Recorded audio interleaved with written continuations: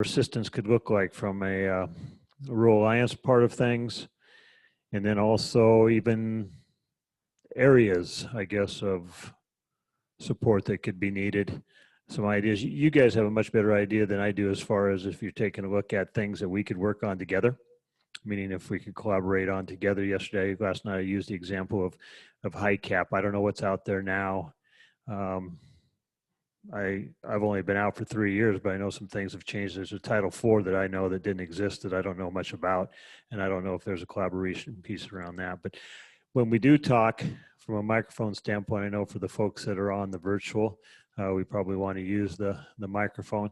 I'm actually going to come to you guys, Steve, and see if there's a way we can kind of start off conversations.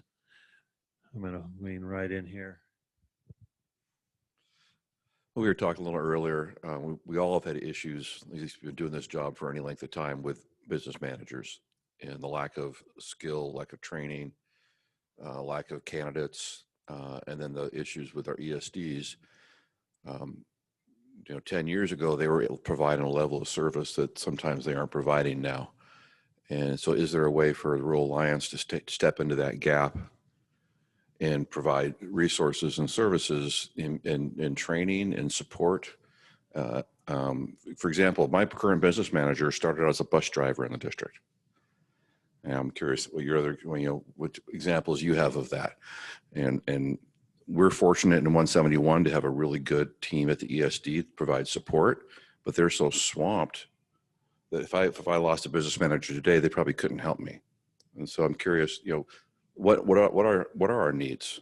I mean, maybe it's training needs that we're recruiting people within our organization that have the skills, and Rural Alliance is providing training to help build those people up. Or maybe it's consortium of a business managers that provide services to 20 districts, 5 districts, whatever. So what are your thoughts?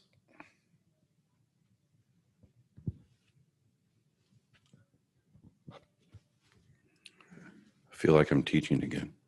Here, Steve. One of the things that we've been doing in Chihuahua is just really pumping this professional development with our central office staff. So attending all of the online trainings from WASBO and just really taking advantage of that as much as possible. I signed every one of those authorizations for those folks to attend those virtually. So, or in person when we had in-person opportunities. You're part of WASBO?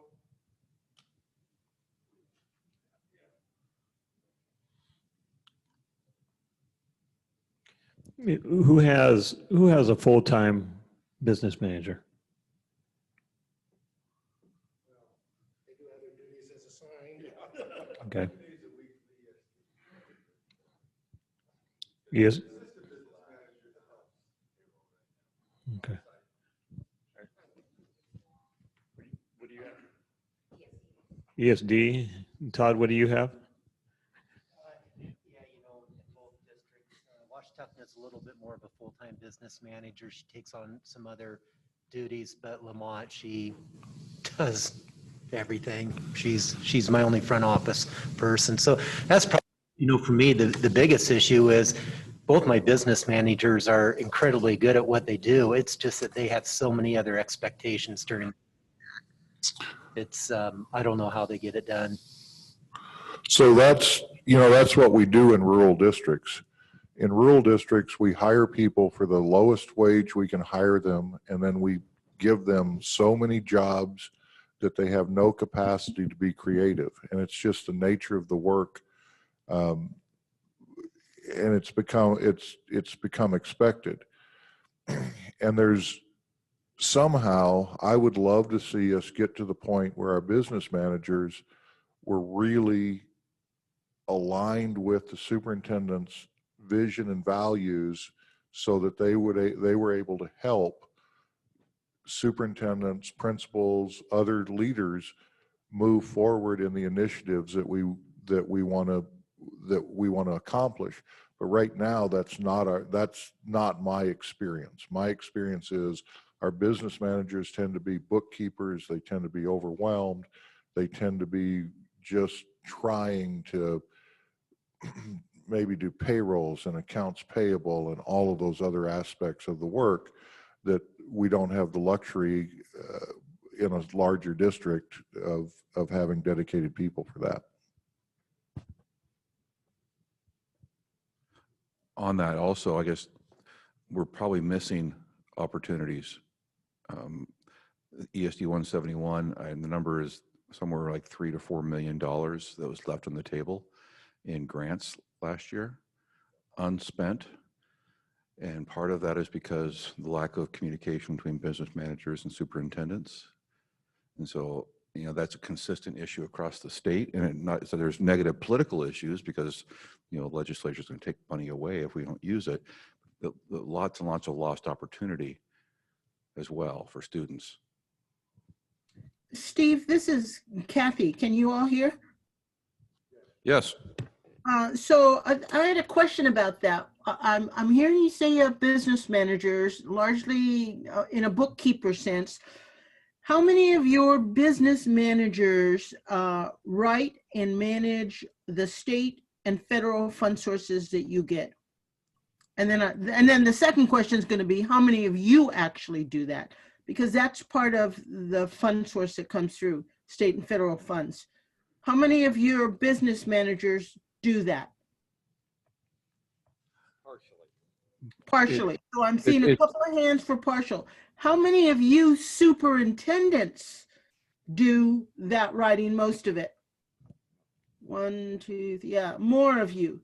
So if I'm hearing you, Steve, and what you're saying,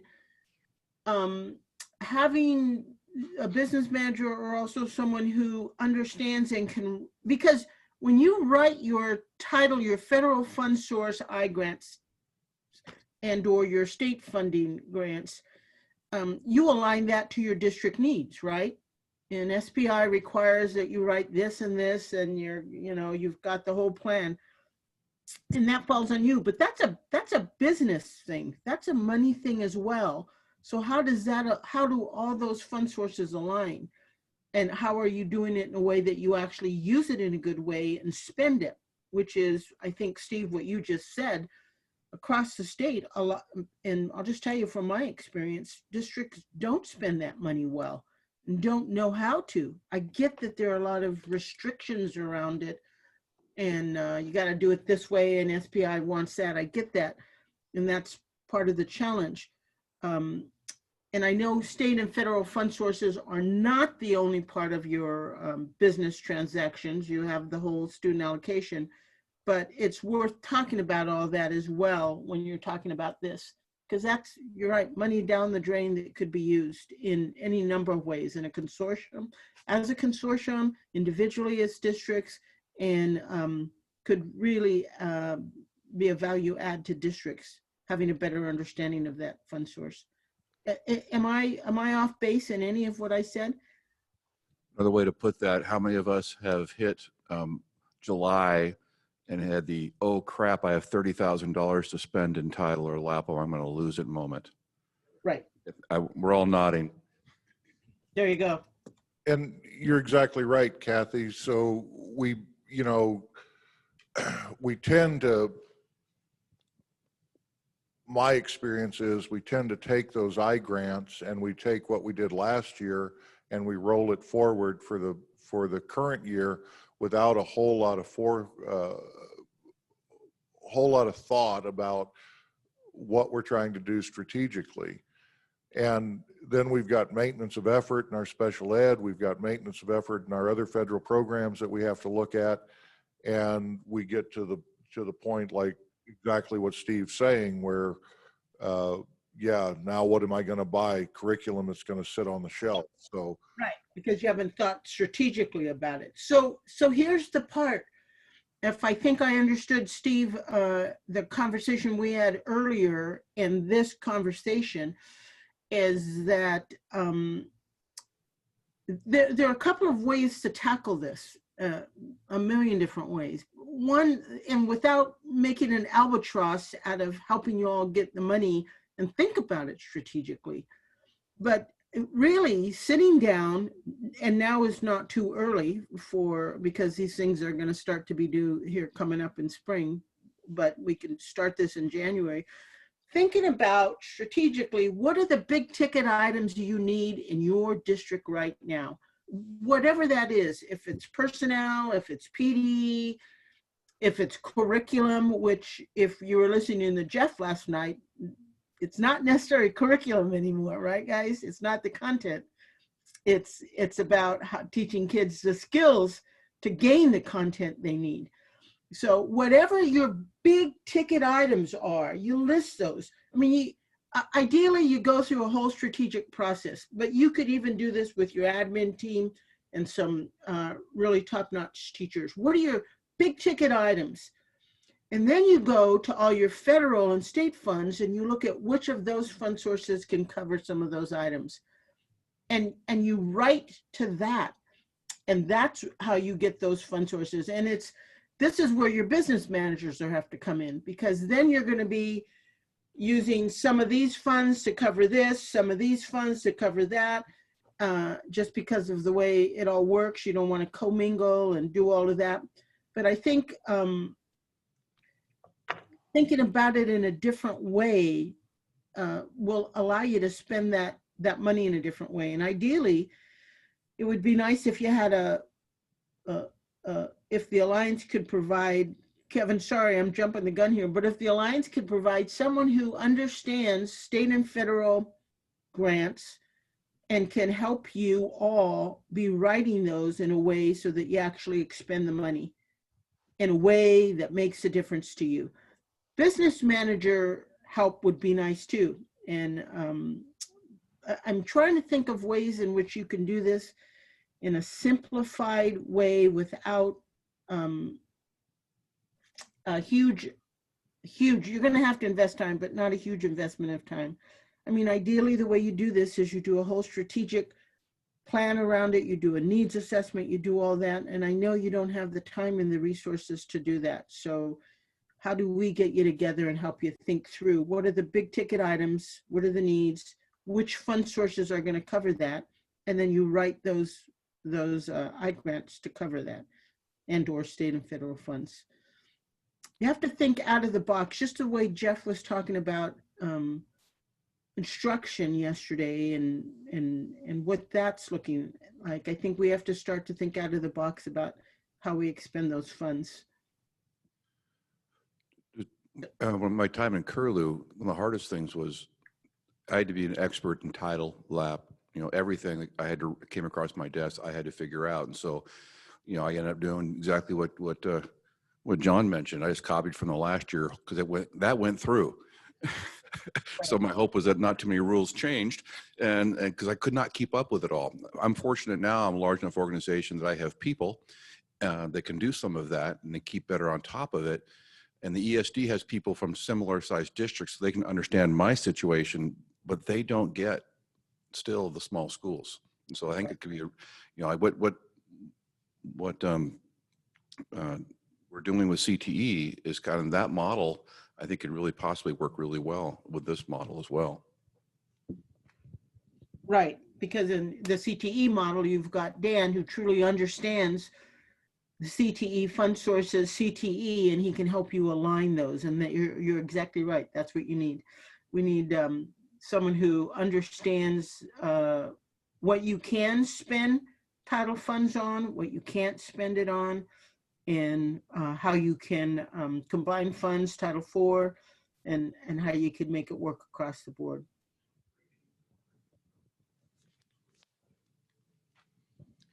So just speaking from a Mary Walker experience, and actually, God always surprises me when anybody says they actually had money that, as you were mentioning, towards the end of the year that you hadn't spent, because we were probably trying to make it the last 2 months we needed your money to actually kind of make it.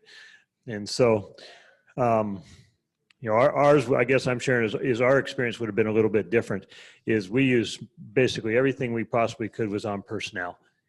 Now, I don't disagree, is that, you kind of followed whatever Dick had left for me as far as I-grants, we pretty much followed, because you're right, it did go through. but we were probably also not necessarily in a position to maybe change away from personnel. But I would also say, Kathy, kind of going along with yours, is we didn't take a look at what other ways that we could do it. So I don't know if I am your expert in the district on LAP and Title I funds and how they're going to be spent. Your district is probably not doing things as well as it could, because I had never been involved in that. Dan Reed is over. So I've worked in 6 different school districts in my career, and what I found is that every district is completely different. And as you go into a new district, you kind of you see some things that have been tradition. So for instance, how you spent the title money, how you spent the lap dollars. And it's exactly like you guys are talking about. It's been rolled over, and it's just a convenience thing. But what I've noticed is each district, had some unique things that they did. And I think that's what we need to look at is what are the cool things each district are doing, the creative things to do things, and share those out. And that's kind of what I've been doing with the CTEs. I go in and I ask questions and I gather information, and then I find out how we can help out each one another. But I think the same thing for the Rural Alliance would be beneficial. And looking at every little program, I mean, we have to start to be creative in how we fund things. I mean, when you're a small district and you're getting, we talked about this morning, when you're only getting FTE from the state at 1.4 administrators, you have to start looking at all these programs where you're wearing many hats. And in theory, you should be charging your salary to a lot of those little hats. So for instance, me, I do technology, I do title, I do LAP, I do 504, I do highly capable. You almost have to take little pieces of those funding pieces to fund those my position in a small district. And you have to do the same thing with, with those levy dollars. If they're going to cap 25% of what you're going to pay for an administrator out of levy funds, you have to compensate it with these other pieces of the puzzle. A lot of districts will hire a full-time title person or a full-time LAP person. Well, you're eating up, 60% of your whole funding by doing that. So it's just a matter of playing these games with the money at the end of the year and looking at those pieces. We have a lot of experts, I think, in the area, and we can help each other out, but I think it has to be almost departmentalized. So you have somebody that's really strong in title that knows, okay, these are the things that title funds should go for, and then send that person around to districts and ask them questions and say, how are you doing it? And there may be some things they need to tweak, or there may be things that are working just fine, but I don't know if they're going to find anybody that's an expert in all those areas. So Dan, are you seeing as you're moving around, because I agree with you, it's, it used to be, well, there's definitely an art to how you develop your funding. But what I'm seeing now is that the unions are becoming much more aggressive in trying to get those funds dedicated. And I'd be curious in what you're doing with CTE, if you're seeing the unions become more aggressive in saying these funds should be dedicated to these, we're not going to spend them on administration. We're going to spend them for teachers or for categorical programming. I don't know if you're seeing that. I have not seen that, but you also have in each one of those programs indirects that you should be charged out. So that's your way around the union issues is you got 10% indirects. You're going to charge that to something other than for the teachers or their stipends or their salaries. So that every one of the federal programs has that, as far as I know. Yes, they all do. So John, say more of that. Where are you seeing that? Because, I just find that those fund sources should be spent on district needs and district identified needs, not on union wants. So I'm just say more.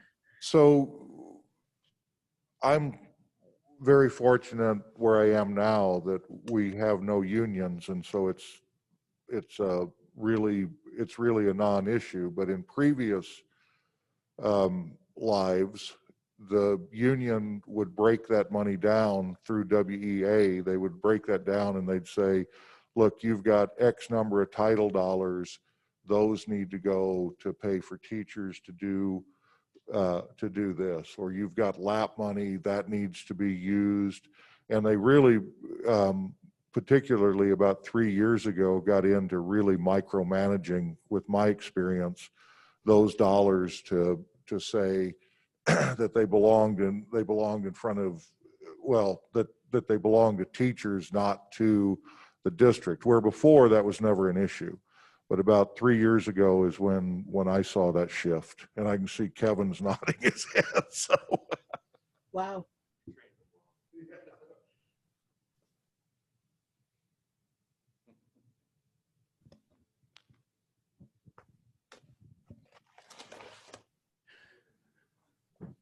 So where are we seeing that money's left on the table?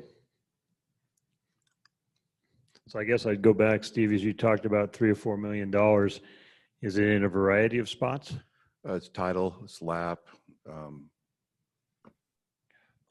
CTE. Yeah, yeah. It's basically it's a little everything. High poverty, LAP was I think was a big one. This is probably just for me. What is Title IV?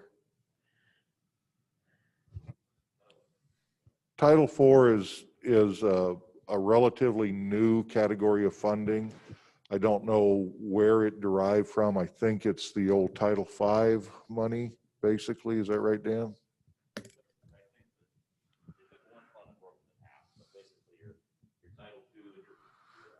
Sorry. I think it's a Title II and Title IV are put together, and a lot of districts reap them together. There used to be one chunk of money that basically split it in half. The Title IV is really open on what you can spend money on for, what it goes for. For my district, I spend it on technology. Right. And what OSPI wants you to spend it on, or wanted you to spend it on 2 or 3 years ago, is they wanted you to spend it on social emotional learning. And that's what it was. That's what the majority of the big districts on the I-5 corridor are doing with that, is they're using that to try and implement their social emotional learning, their social emotional competency.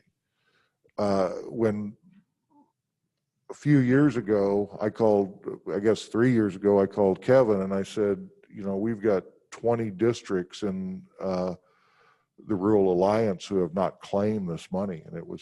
And then Kevin sent that email out and folks claimed it. And for most of us, it's not a lot of money, but it's, you know, $10,000, $12,000 that's very, very flexible.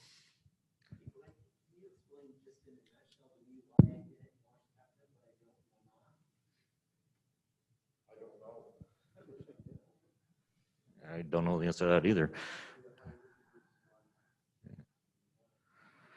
The one thing that I always think about is our employee costs, which are typically between 80 and 87% of our overall costs. So the magic is to charge as much as your programs, those federal programs, your title, your LAP, to those. And you sometimes you have to nickel and dime those, but those nickels and dimes, when I'm talking $2,500 a piece, you have to charge as much of that staffing to those programs.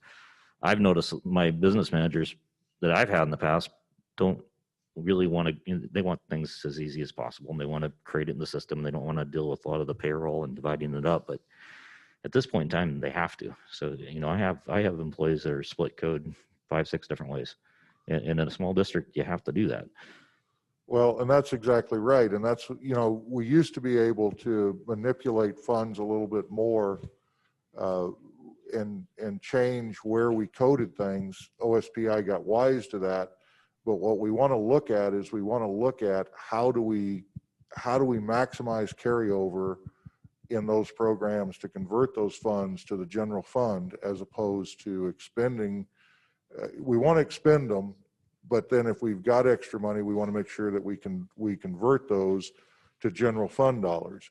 And it really is a matter of being very sophisticated about how you're coding and what you're doing at the end of the year. And that's where I see that Rural Alliance could help districts tremendously, is being able to go in and help business managers say, look, if you do this, we're going to be able to convert these funds into a general fund so that you're not giving money back in a title or a LAP or one of those programs.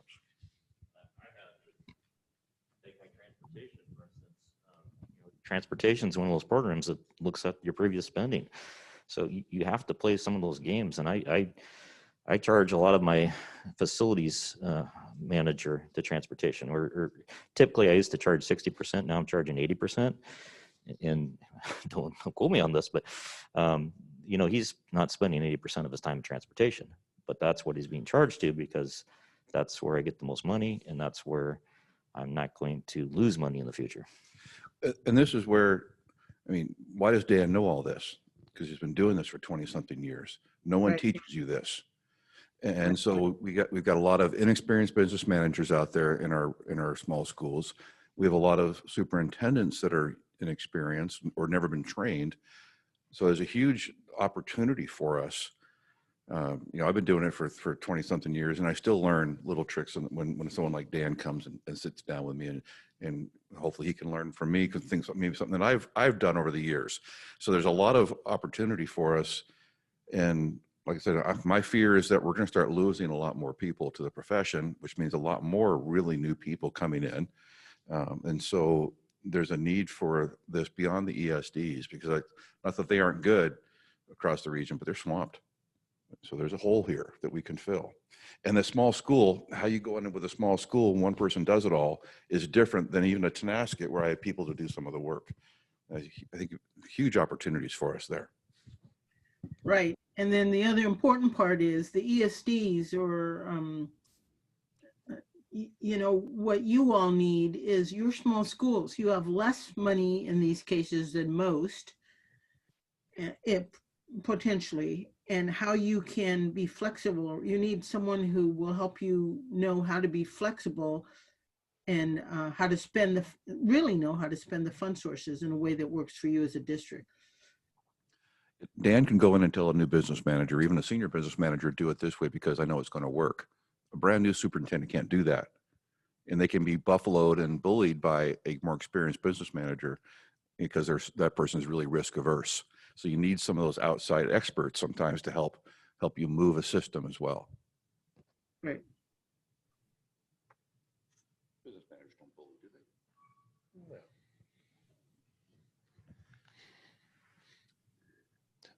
So Barbara, Along those lines though, too, we have to be very cautious, because we'll bring in folks who, recent experience, a couple of years ago, we brought in a very up-to-date, very sophisticated guy to do our negotiations. But he didn't understand the dynamics of a small school district. And as a result, what he gave away was really, really more than we could afford, more than Kevin could afford at the time. And Republic went from a really, really healthy fund balance to a very, I left the district with a horrible situation. But it was because the person doing the negotiating who we had engaged, didn't have the frame of reference for how bad that would impact a small school district. So there's some unique things about rural small districts that I don't think very many people get. All right. So go ahead. Well, I guess I'd like to go back to what Steve originally said, is the training. We hired a brand new business manager with no school experience. Well, schools are different than the private sector, and it has taken a year, and she attends every WASBO training. She reaches out, but even early on, we got 3 different answers from the ESD on how to do an X cycle. And she came and asked me, and I said, I don't know what an X cycle is. Oh, well, she got 3. Now I do, because we got 3 different answers and a month's worth of work added to her plate because we did it wrong. She chose the wrong method of the 3, I guess. And so I think even just the basics, I think sometimes we're better off hiring the former bus driver who's kind of gone through the process and some different programs maybe, but schools are completely different, and the funding sources, and now we're having growing pains because last year I did all the I grants, and this year I didn't want to do them because it didn't make sense. I was writing down things that had been done before. that matched my ideas. She had to figure out how to spend all those dollars and work with staff to make sure we were doing it right. So sometimes applying for all that money is great, but it creates more work and more accountability too. And in a small district, there may be nobody to do it. I'd like to, Did I turn it off on you? I'd like to entertain just superintendent, school board, and business manager together, because I don't know if you guys read the recent WASDA newsletter, but in there it talked about efficient versus non-efficient school boards. And I think sometimes they get down into details that kind of stifle you, so you can't have a strategic plan because someone complains to them and then they want to get into details and they want to know like what's going on with the money, which is good because they should. But again, sometimes they get into details and it's kind of frustrating because it's like, yeah, we're going to do this, but don't worry about it. I'll just report about it, you know? And for us, for WASBO, we have non-represented staff in our administrative assistants. So we have a non-rep scale. And what I'm considering doing is having them join WASBO and then take those trainings so that they become more qualified, and then pay them more because now they are qualified to do those things. Our business manager works out of the ESD 2 days a week, and she's really good. And she's trained our assistant business manager who's on site. And so now all three of us work together to get payroll. And then we also have an accounts payable person. So the four of us work together to get it all done.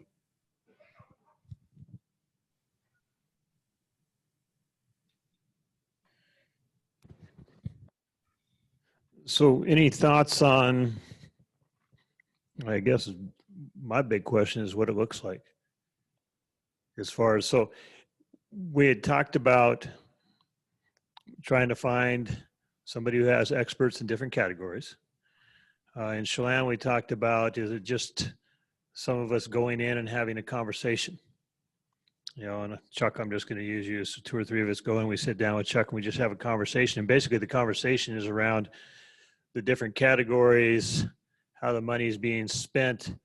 Like I said, it's not a check and basically, you know, saying, you know, Chuck, you're doing things wrong. It's more of a conversation of folks that have had experience in it saying, okay, yeah, that makes sense. This doesn't make sense. Have you looked at it this way? That type of thing.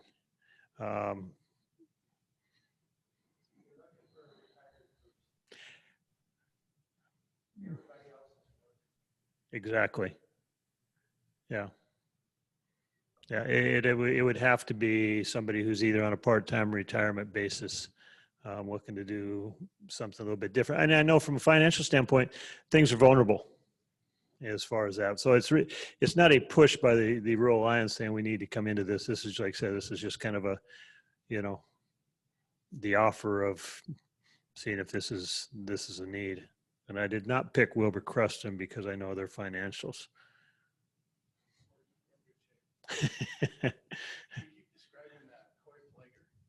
Yeah, That's the guy who could do it. I had a conversation with Corey about 2 weeks ago, and you know, it's funny thing because I guess I do think he's the guy that can do it. Corey's not sure that he's the guy that can do it, and just because he, as you know, things change. Things change from, you know, 3 years ago when I was a superintendent until now. It's a completely different world in a lot of ways. There was a state salary schedule when I was superintendent, you know, and so I mean he's kind of battling the same things. I think he's got a ton of expertise. I think it would be a win for DA Davidson to put him in a little bit of a different role where you're out in districts and, you know, or at least virtually and some things like that. So we're going to continue to have conversations because I know he's going to talk to John about it. He's just not sure he's as updated as he needs to be in some areas, and he's probably correct. But you know, he is a super smart dude. Right. Well, with the virtual opportunity, I mean, Corey wouldn't have to take a ton of time if he did a monthly business manager, superintendent meeting sort of a thing through Zoom. It would take very little of his time. I have tons of respect for Corey, and Corey is going to be very good at the high level piece, but Corey has not been up on the new title rules, the LAP rules, the special ed rules, and he wouldn't be able to do what we need him to do by himself, I don't think. Because part of this is going into you got to know the specifics of how those funds can operate, how they can be braided, how you can, like Dan was talking about, shift from one area to another in order to help meet those needs. So Corey at one level could be really helpful, but you're gonna need someone with those technical skills as well, which he hasn't been doing. So again, thinking out of the box, maybe what you do is you do a monthly meeting with Corey, and once a month you pick a different SPI program and have the SPI person sitting in with you. And then you get the specifics of the program. Because anyone you get, like Corey, is going to be, this stuff changes. It's a moving, it's a moving target. So there are ways to get around what's changing. And I'm not saying that SPI's got all the answers, but SPI approves the grants. So if you've got a person taking a half hour, 40 minutes of their time every now and again with you all and answering questions and saying, no, you can't do that, or yeah, that would really work on a Zoom meeting, you've got the expertise of Corey and you've got the content expertise from the program. So Kathy, I think that's a really good idea. I think that if Corey were to work with our business managers to help them see the 40,000 foot level, I think that could be really helpful. The danger, and I agree with Steve, is that when I worked closely with Corey, and I offered to hire Corey 2 or 3 times, so I have a tremendous respect for him. However, I made some decisions in a district that he said, you're completely wrong, and these are going to create all kinds of problems. The reality is he didn't know the intricacies of the district. He didn't know what was going on with the board. He wasn't that connected. It turned out they were the right decisions, but the stress of having ESD tell me that I was an idiot was pretty significant. And so we've got to be careful about that as well. We need to get the folks to do the advice, whether that's Corey, whether that's a group here, or whoever that is, but we don't understand all of the subtleties within the district. North Central USD has their assistant soup, Linda McKay, is an expert in braiding of funds. So someone like that might be a good person. I would recommend going to the ESDs before going to OSPI. I don't have a lot of OSPI staff is not very knowledgeable sometimes. They're pretty young and experienced. And the creativity is at the ESD level or at the district level. You get those medium-sized schools that have someone really dedicated to it. That's probably where you're going to find the person with the most skills that will help us. Right. And then the other part of going to the ESDs, I get the OSPI thing. I totally get it. You're absolutely right. And I'd go with the ESDs first, also because then you build capacity in the ESDs if they're on a call with Corey and they're getting that knowledge and Corey is getting the ESD knowledge, and ESDs work with you. So if you have a follow-up question, you can call the ESDs and say, so remember we talked about blah, blah, blah, can we do this and this? I don't disagree with you, Steve. That's a great idea. And the strength of the Rural Alliance is crossing over all these ESDs. You're on the west side and your ESD is only working with mostly larger school districts, and you're one of the 2 or 3 small districts. What a great way for us to bring more of those folks in. We have this to offer. Right, right. Would it be easier to, Kevin, I'm just trying to figure out, so when you connect with Corey next, would it be easier to have Corey and maybe Linda McKay on a call, talking, just being there available and talking in general, or do you have specifics that you could say, here's what I'm trying to do, here's what I need to know, and then we could at least present them with some areas that they could start the conversation on? I get once we start it, I don't think there'll even be enough time to cover everything if you did this on a monthly basis. But it would be nice to have some specifics for them, like one program, you know, for title, or talk more about Title IV. Maybe we can start with that, how to talk about how to expel those, how to expend those Title IV funds, which again is about general education and improving academics. It's pretty broad. Do you have topic areas and specific needs that we have them address first?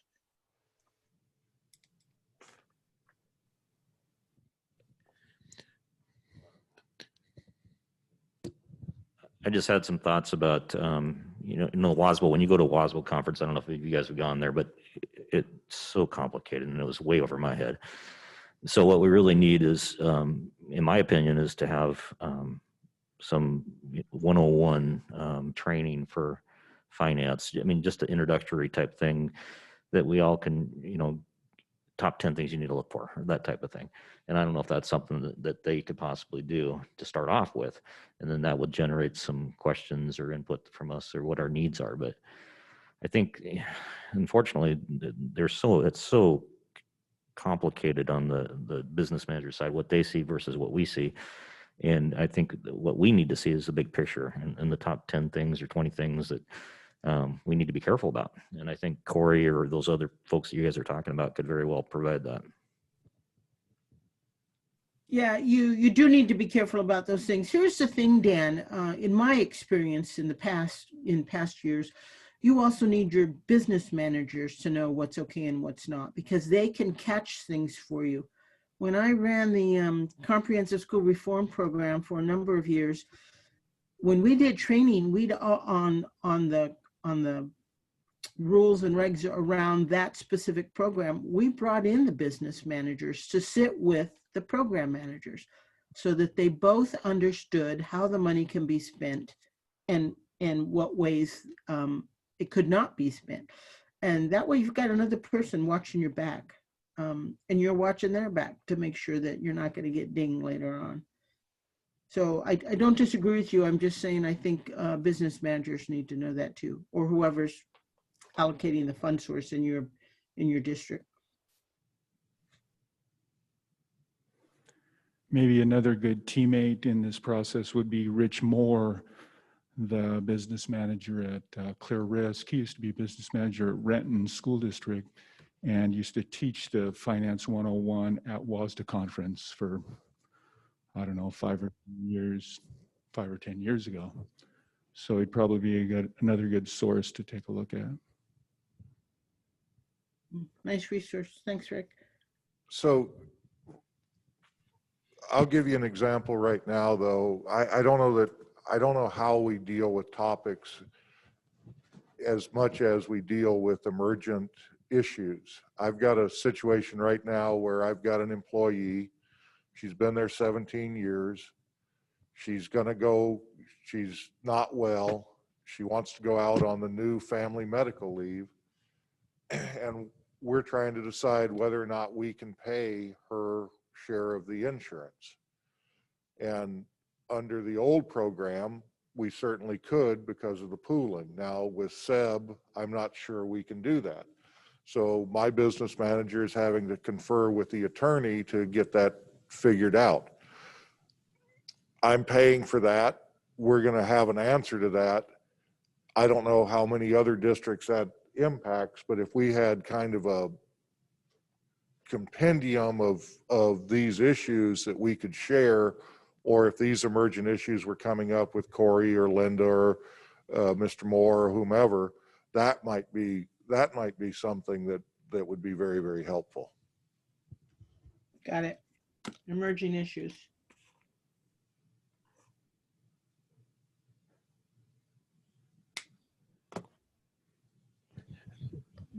Is WASDA, somebody had mentioned WASDA do anything for rural?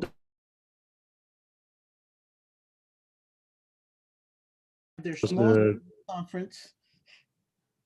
Yeah, but do they really do things for rural districts and rural boards, or are they really big oriented? in your guys' experience? Because boards have been mentioned a couple of times here in the last 2 days, and so I'm just curious.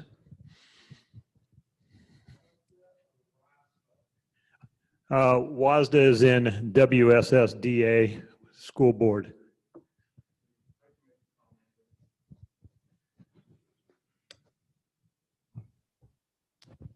I agree with you. I don't think they're set up to do great in that way, but there is one contact, Tricia Ludek or Lug. Anybody know how to spell that? L-U-D something. Anyway, Tricia, she's been a nice contact for me to help board members and such. So she is at least willing to spend some time, a couple times a month for a half an hour to visit with a small school district situation and board members and superintendents. Let me check my email right here and I'll tell you how to spell it.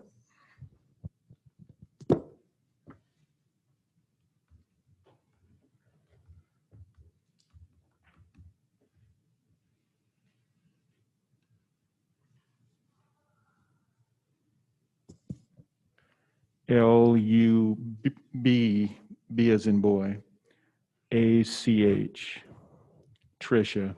So it's T.Lubach, I guess, at wasda.org. Anyway, she's been real nice and patient and helpful just on a few things.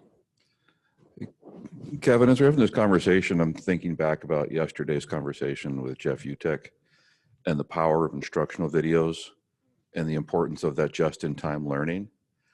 And maybe we need to really be thinking more about how we deliver this, and not doing in the traditional, everybody comes together and learns at the same time, because we don't all have the same needs all at the same time. Kind of go back with some of the comments that John was making. We might want to really be thinking more about a different delivery model. So the last time we had the conference, you put those videos on on our website. The more we do that, and if it's structured well, labeled well, and that becomes a resource for us as small school districts, that could be a great way for us to start doing this and providing the help we need for every district. So basically speaking to is getting somebody who could deliver a video session, let's say around Title I, and then they just basically do video sessions as they go through all the different titles. Or John has his question, a specific question about an issue, and he's able to get this done via video, and that gets posted.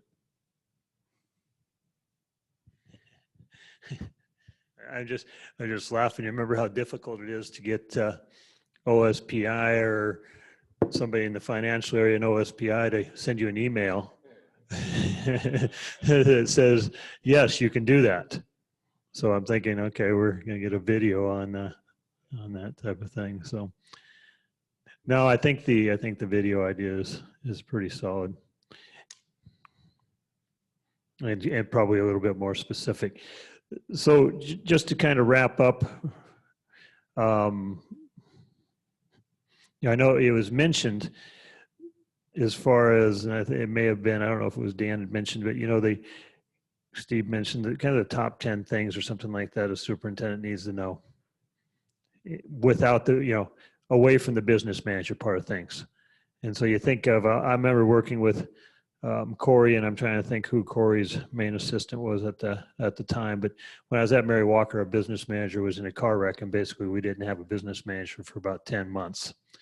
And ESD was out there every week helping and supporting us. But they always have their little tools, and whether it's the tool that takes a look at you're just even taking a look at what your salaries are for basically a month and how you project it out, or how you take a look at accounts payable and project it out. And I think the comment made earlier is, those weren't things that were taught in our classes.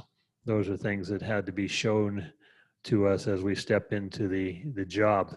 Some of them become, you think, well, it makes complete sense that you take a look at this. But I mean, I think there's some things like that. And then I think there's some business part thing. So I do think there's a split. I think there's a superintendent piece that would be conversations among superintendents and little tricks that we've learned And then I think there's a piece around kind of how you'd support the superintendent and the business manager. So a conversation to continue. We'll make some contacts with some of the names that we were given around McKay, what's her first name? Linda, and I have met Linda. And Corey, Barb, I know you're on, and Barb sent me an email, and we'll follow up with her on some of the categorical things that she has expertise in, and we'll kind of figure out how we can kind of move forward in this one. So I believe we are scheduled at 9 o'clock. I'm looking up on my list. Did you say Kim who? Okay, I see Catherine's on. So maybe what we could do, let's take 7 to 10 minutes, and we'll get our next presenters set up and make sure that we're all ready to go. So we'll be ready to go by 9:05. Does that sound good? Okay. Next thing has to do is it's an opportunity around special ed, and it's an opportunity around basically providing an opportunity for your special ed people to be involved in a collaboration cohort. And I know Catherine will do a much better job of explaining it than I will, but it's kind of an opportunity that we haven't had before, which is to involve special ed teachers in an opportunity to network and collaborate. And so we'll take a little bit of a break. Catherine, you can hear me?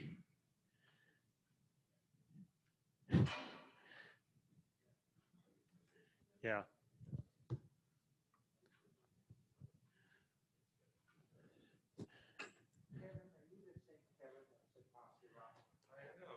So Catherine, when you get a chance, if you want to unmute, we can kind of talk about things and make sure we're on the same page as we try to prepare for your presentation as far as like turning over co-host. I don't know if you have some different things. Still muted?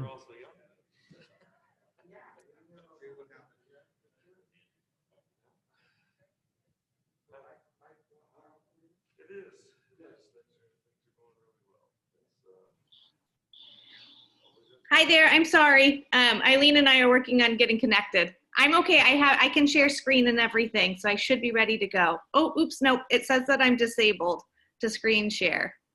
Okay. So we're going to get that changed. What we'll do is we'll probably just make you a co-host. I think they're working on it right now. That would be awesome. Okay. And both of you do plan on being on? Yes. Okay. Eileen, they're not letting me in, Katie. Here, I'm going to send you the link right now. Yeah, I got it. I've got the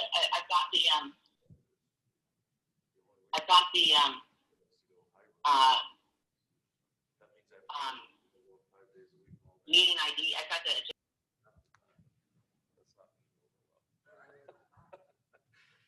Because our community. About this. No, you're fine.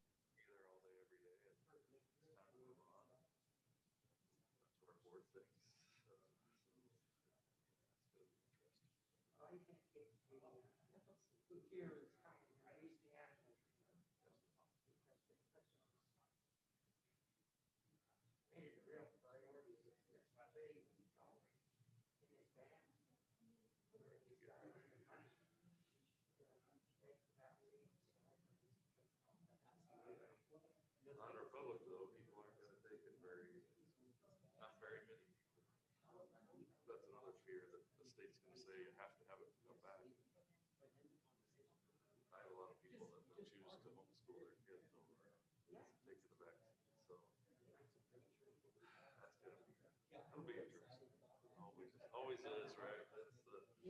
Some things never change. That's the best and the worst part of this job. I was principal in admin before this.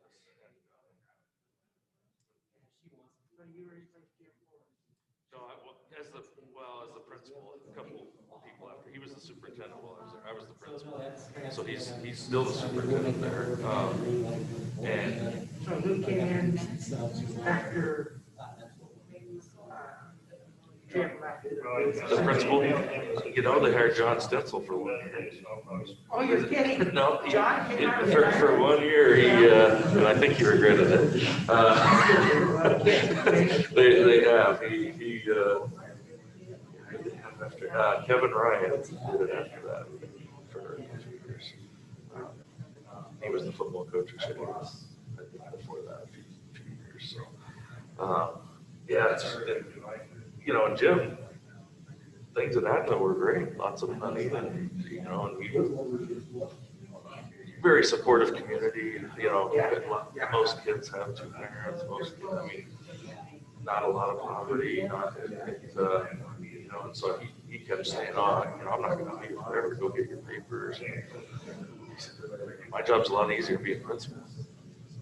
And I guess it is, but boy, I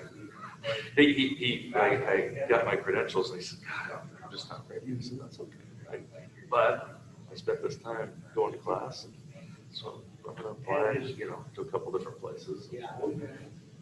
My family's from Tenasca, so when Republic came open, my wife actually said, I've always wanted to move there. Because we drive through in the summer, and it's a little town, you know, which you don't really get small.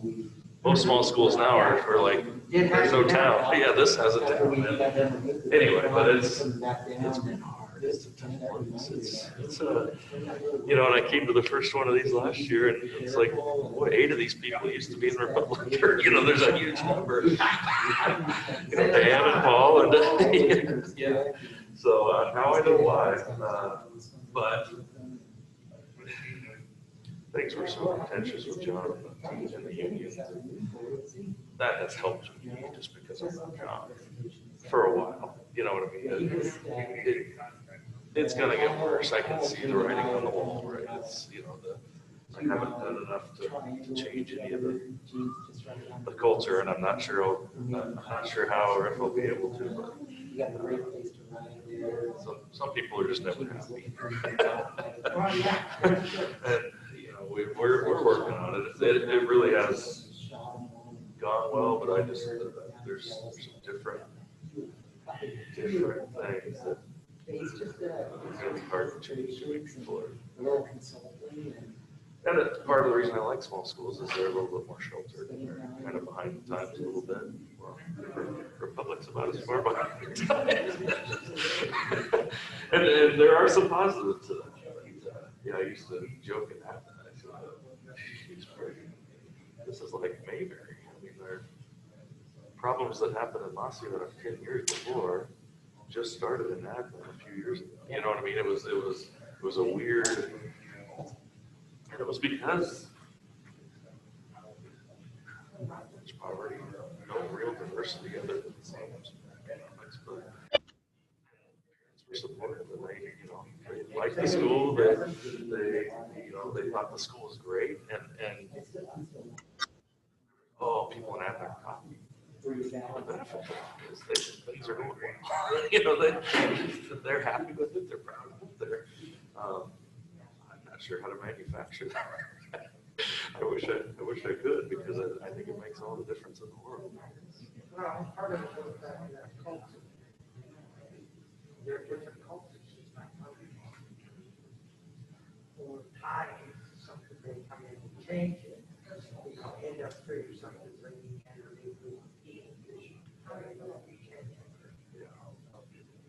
I think we have a little bit of a chance where there's quite a few people moving in the area that can work from home, and they're moving from the coast. I don't know if it's because of COVID, because of lower property. We're getting more and more, which again. Okay, you guys may be able to hear us. Both of you are on mute. I'm going to go over here. So I think we have you set up as co-hosts.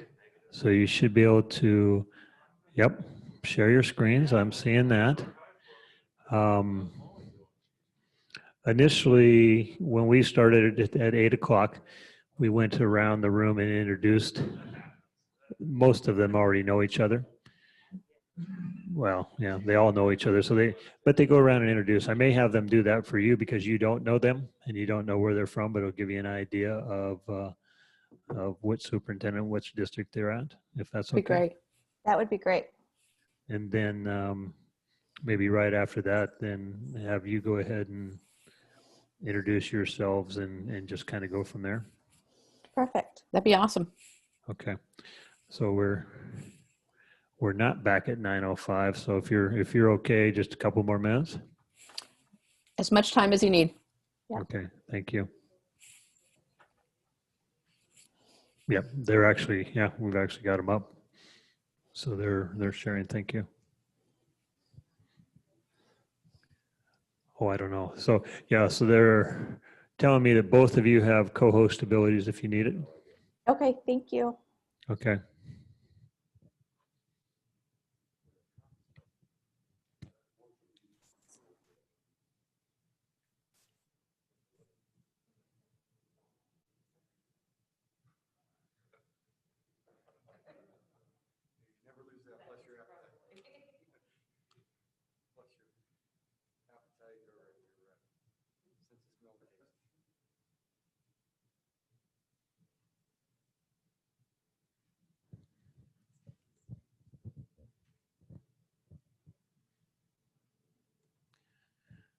So Catherine and Eileen, just one of the first questions that already came up, and maybe when you do your introductions, BCBA-D when you get a chance. And my guess is, and we're at a casino, so I get to make a $2 bet on this. I'm going to guess that it has the B's stand for something in behavioral, but I'm willing to wait until we all get back to find out what it is.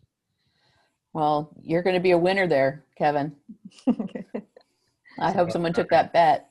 Yeah, no, it's about time that I won here. Yeah. We're just waiting on about 3 or 4. No, we're in no rush. We're happy to be here.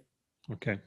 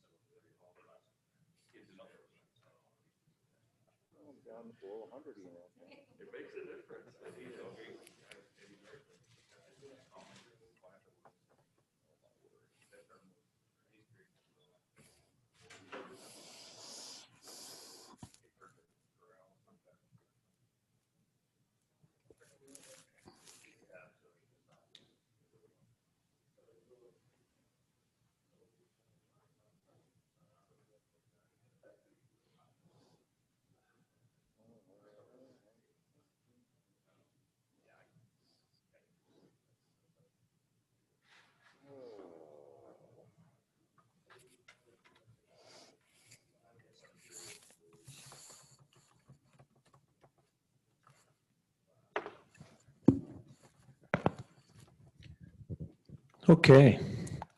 I think we'll go ahead and get started.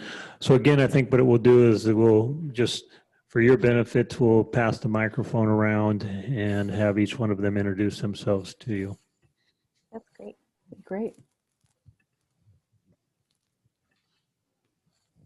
Hello, good morning. Todd Spear, Superintendent at Lamont and Washtenaw.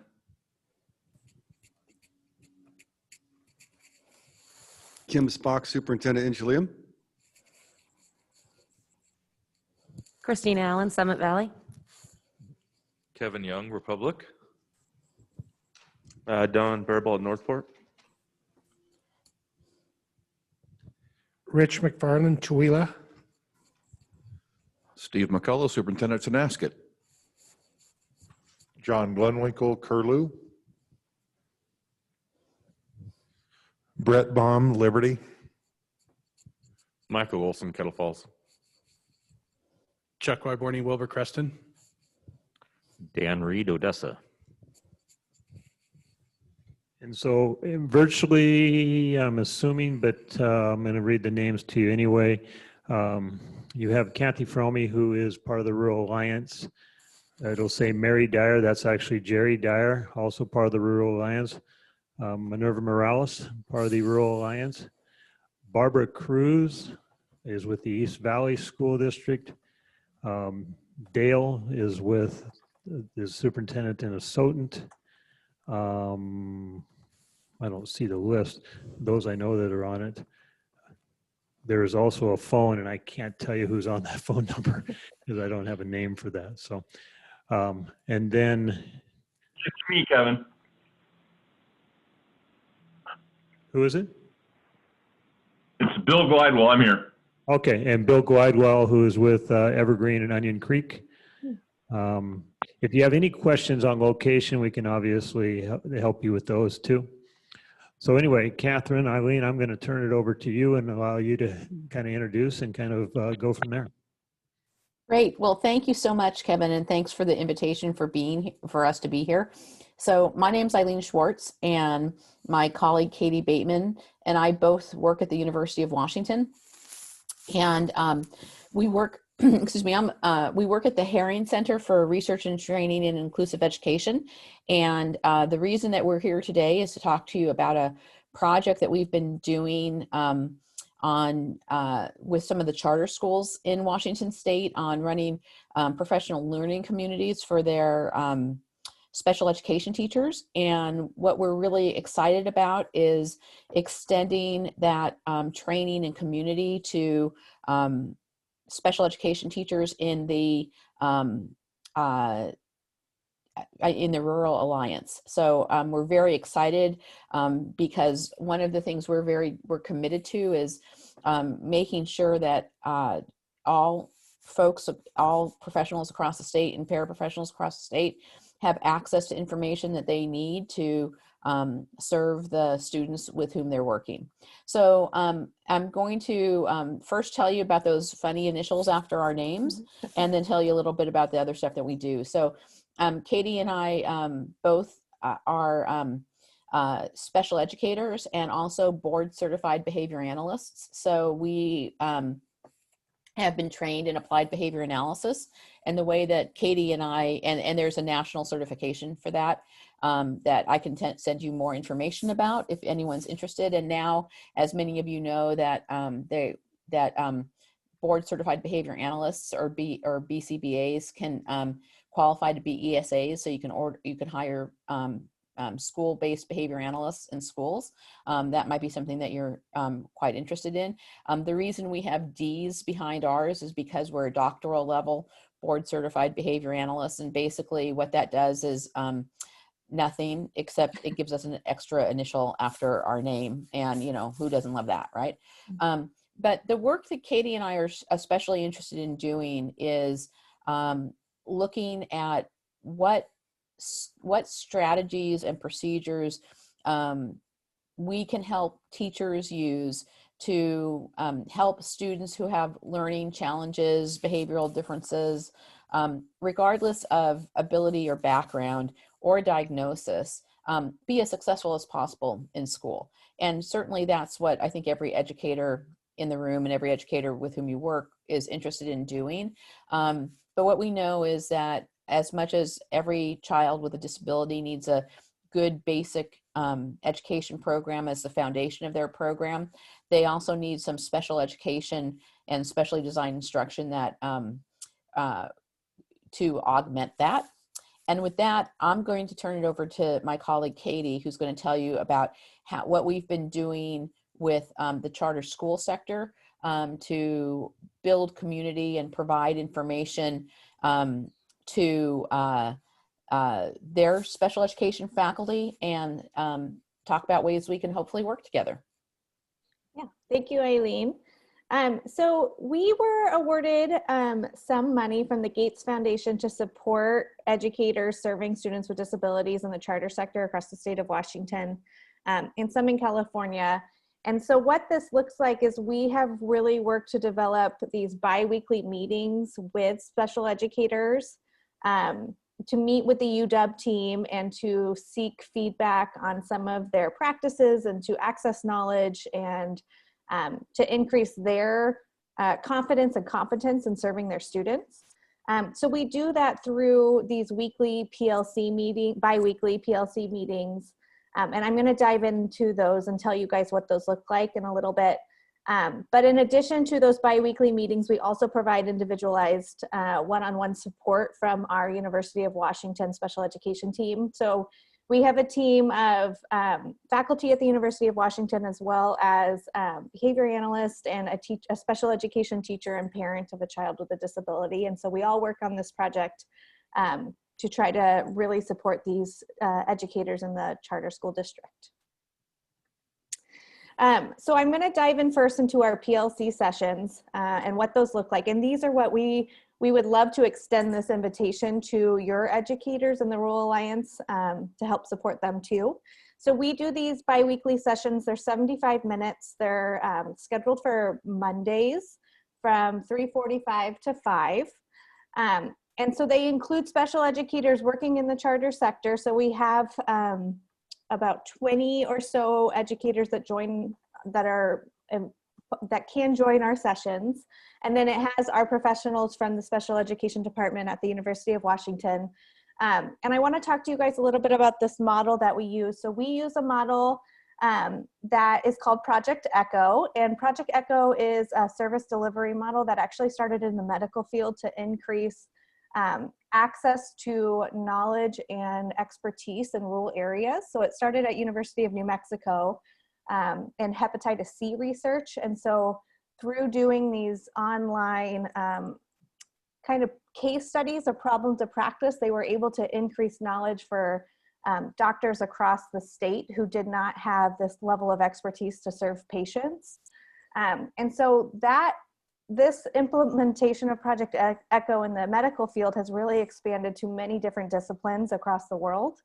And they also have expanded to education. So we have taken this model and have started to use it in education. So I want to talk to you guys a little bit about what that looks like, but that's the background of it. So in the Echo model, it's a case-based learning platform where we're utilizing online learning.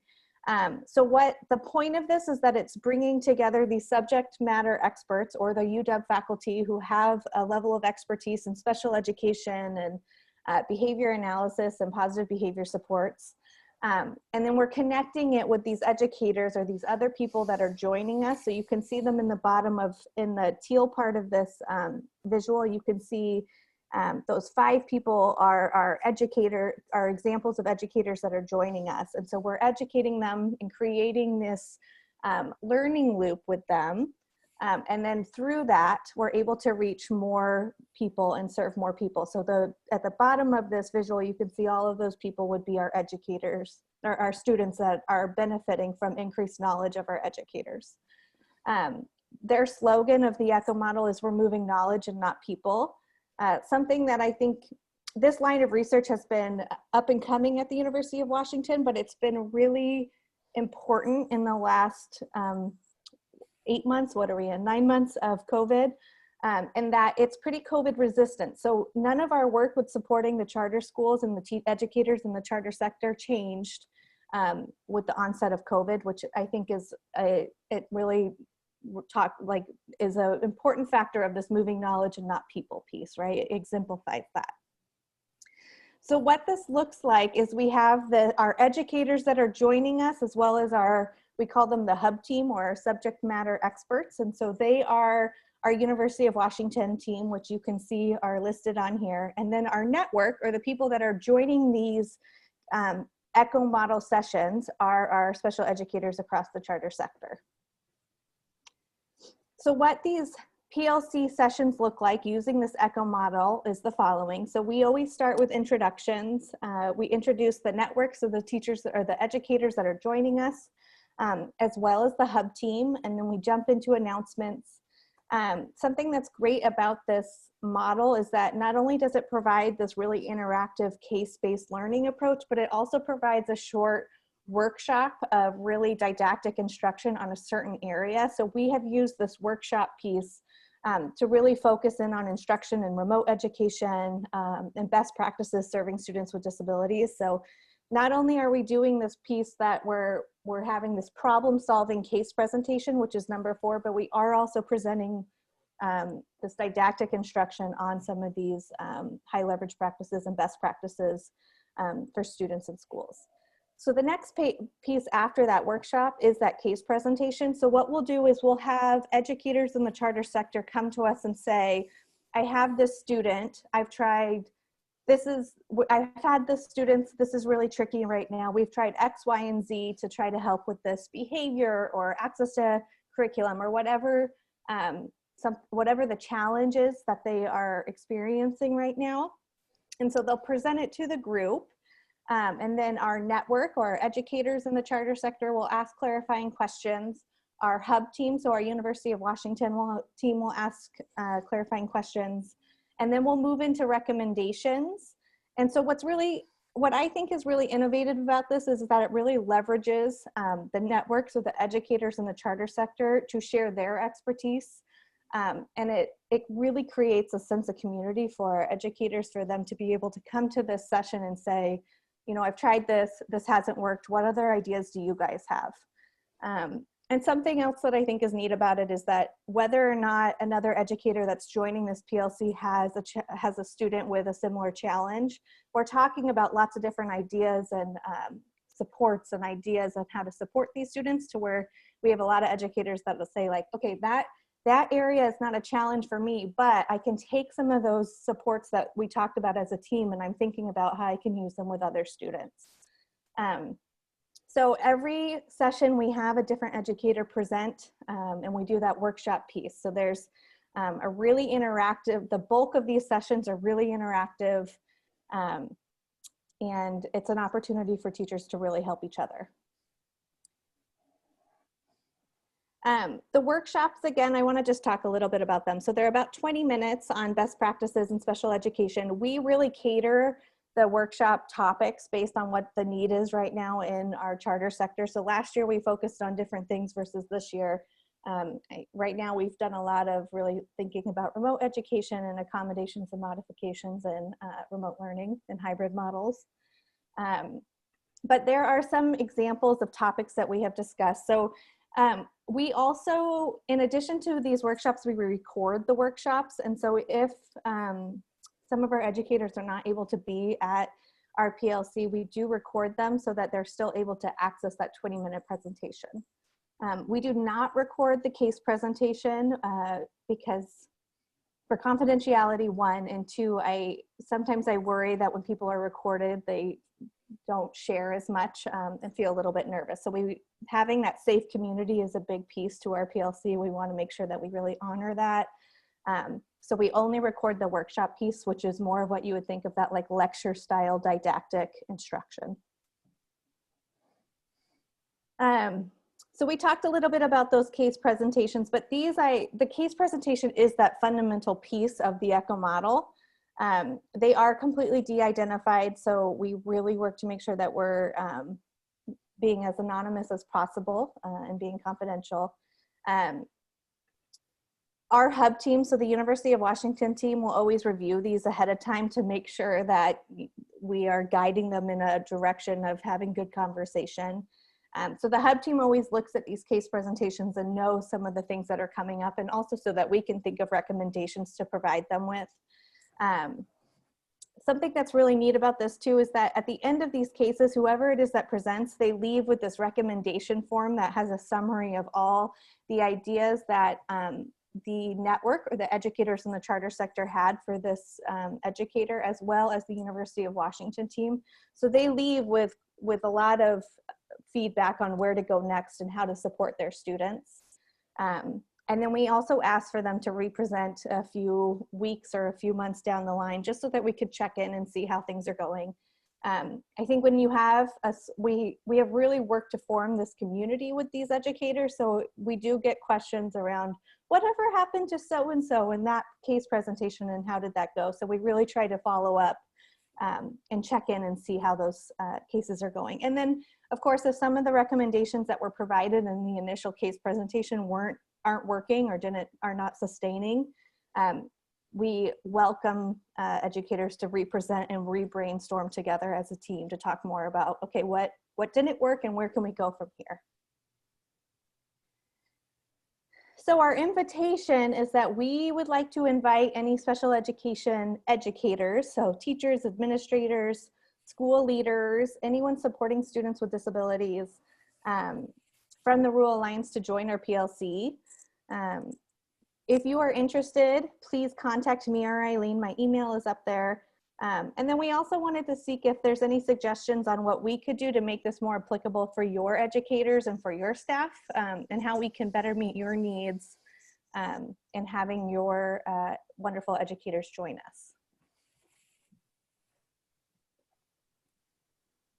Does anyone have any questions?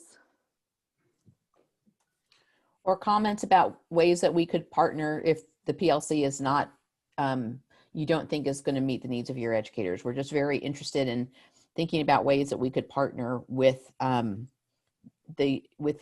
you to help improve the capacity of your staff to meet the needs of kids with disabilities. Yeah. This is Steve from Tenaska. Just think it's an awesome idea. A lot of our special ed educators, especially, are an island by themselves and don't have a lot of colleagues to help with the issues. In a small school, I was the special ed director with very little training and knowledge. So I can see this as an incredible opportunity for our folks. So thank you very much. Awesome. We also, I don't know if we mentioned it, we also offer clock hours for folks who might need them for participating in the PLC. So I don't know if your folks have any difficulty getting the clock hours they need, but we provide those for free for folks who participate. So a couple questions. This is Kevin. Is there a cost? No, no cost. Is there, these are always the normal questions around things like these. Is there money for substitutes? No, it runs after school. Usually, well, what we hope is after school, 3:45 to 5 on Mondays, but we can't pay for substitutes. Okay. I'm gonna continue along the financial piece here. Per diem. No, there's no payment for the teachers. We do provide free clock hours, but we don't pay anyone for participation. Okay. Okay. And then I know that we talked about this a little bit before in our conversation. I'm trying to remember where we're at with it. Were you looking at blending charter and traditional, or were you looking at keeping them separate, or what were you thinking in those areas? And I'm not sure we're concerned either way. I was just curious. I think right now we're looking at blending them for a couple of reasons. One is funding, is that we have funding to do a PLC, but I think, and we also don't know the interest level. I think that interestingly, I think a lot of the issues that from our conversation, Kevin, that you talked about your special ed teachers having are the same issues that the charter teachers are having, isolation, being the only person in their staff who does that. So we think that there's some similarities. I think we're also really interested in trying to kind of break the divide between charter schools and other public and non-charter public schools. But I think if there was interest in doing a rural only PLC, we would be more than happy to go back to the foundation to see if we could get funding to do that. This is Kathy. Quick question, comment on that. Yeah, just a reminder to everyone that charter schools are Washington State public schools, like any other quote unquote traditional school. Right. They just have a whole lot more parent choice. So there is a lot of learning to be done, and I don't know that we necessarily want to engineer it, but blending a program like this, I think all of these public schools can gain and learn together in a PLC, and might want to maybe potentially, as Jeff Utek has been talking in his book last night, think out of the box. These are public schools with kids just like your kids, and teachers just like your teachers. Thanks. Thank you for that reminder. Yeah. Is this for teachers only, teachers and directors? Either one? Anyone who is serving a student with a disability who would like to learn more, we are happy to have join us. And then, so it could be certs, or it could be paras, or it could be directors. Yeah, we have some school leaders that join. Yeah, absolutely. Okay. Yeah, what would be the commitment as far as how many sessions there would be? You may have put up kind of an idea of a starting date, but if you didn't, maybe you could mention of when you want to get started. Yeah.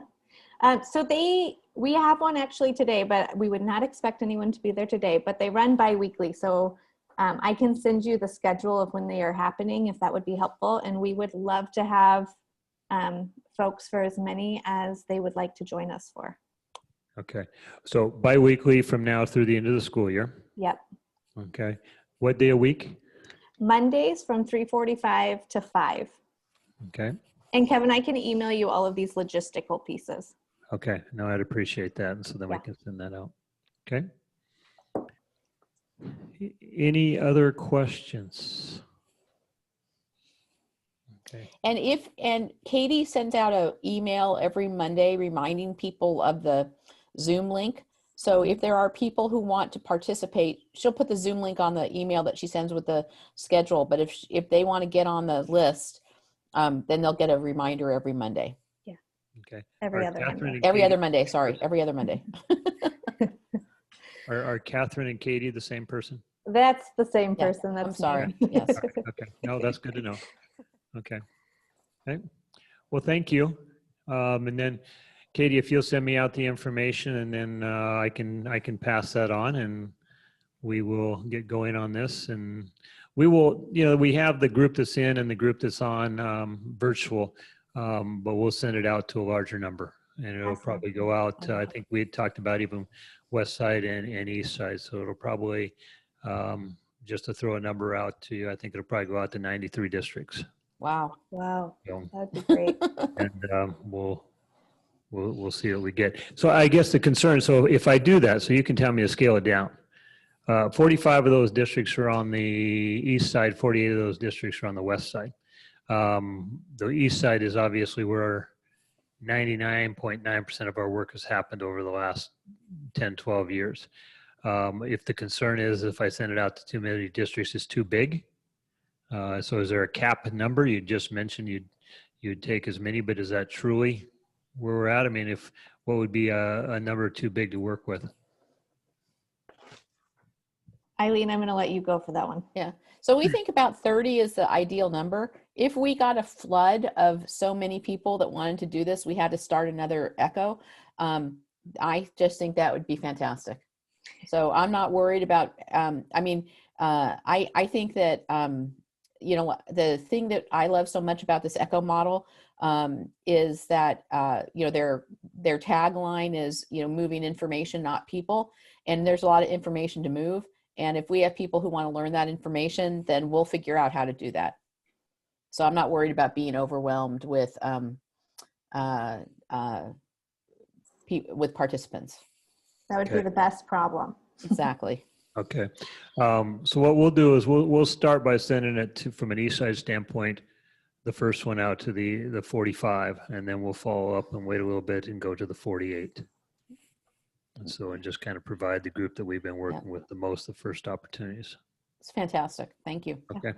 Well, we hope to hear from all of your districts, or as many as are interested. And again, if there are other things that we can do in terms of PD or, you know, problem solving with folks, please feel free to use this as a resource. Okay. Well, thank you. Thank you so much for being part of it. And we will get back to you soon. Okay. Awesome. Take care. Thank you so much for having us. Bye. Bye.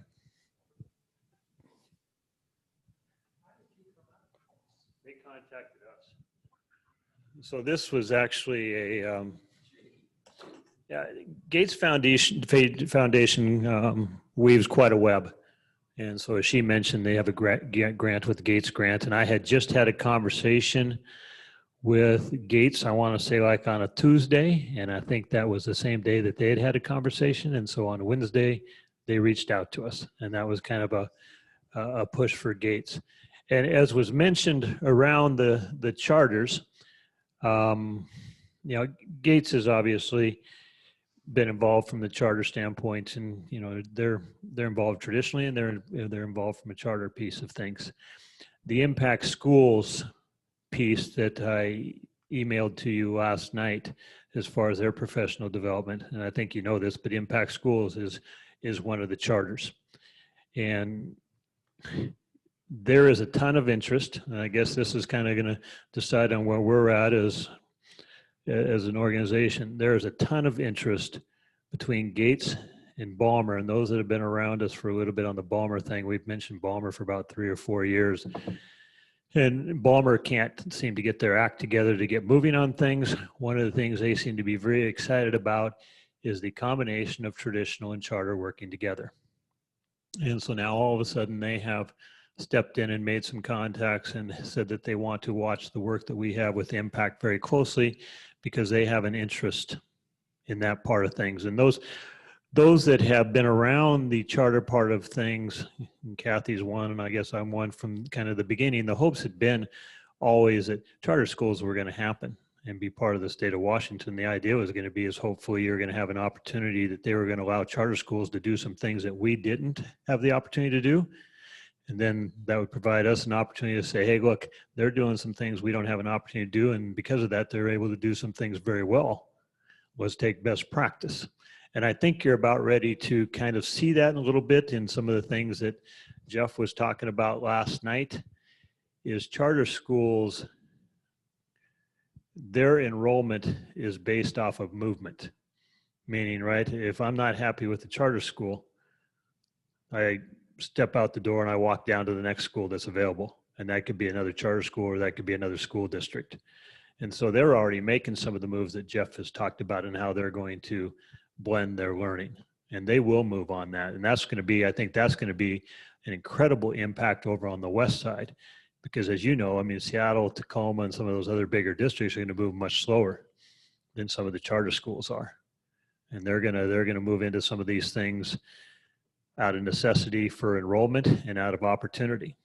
And so that's just saying going forward, our link around what we do with some of the charters, just even from a professional development and a networking piece, is going to be watched very closely from a financial opportunity also. So Kathy, what do you think? Right on board with you. Yeah, actually I have a couple of comments with what you just said. Charters are moving into a lot of things that Jeff has mentioned. Here's how they're the same that you all are. They're small, most of them small, independent schools who the school is the district. They are working with small numbers of people just like you. And they are being very innovative about how they're doing that. The other thing was just to add with Eileen and what Katie shared with you, that special ed project is exactly what Steve mentioned earlier. It's just in time professional development.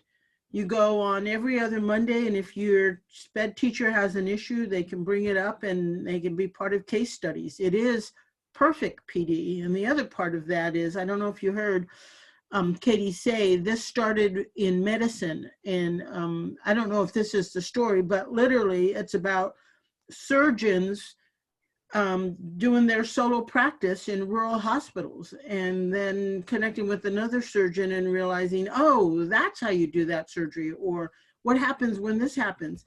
And surgeons, doctors who were providing surgeries actually connected in a PLC and started to learn from each other with regard to surgery practices, and they weren't so isolated, somewhat the same way we're trying to bring you together as superintendents. So just in time problems of practice learning is terrific, and highly recommend that you think about connecting with your SPED teachers or SPED directors if you have them, and chiming into this opportunity. No cost, it's after school, and really PLCs are, as you well know, a good opportunity in way of learning. So that's it. Kevin just walked out. Any comments?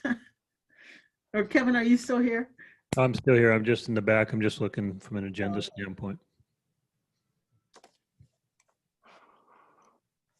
So we are scheduled as far as, and actually as a break right now. We have, so 9:45 to 11 o'clock was kind of our opportunity to speak to kind of best practice issues and concerns from what's going on in districts, and kind of an opportunity to share. So, but we were also supposed to have a break and kind of a checkout. So I guess I would ask you, as far as checking out of the rooms, do we need to do that, or are we good just to continue?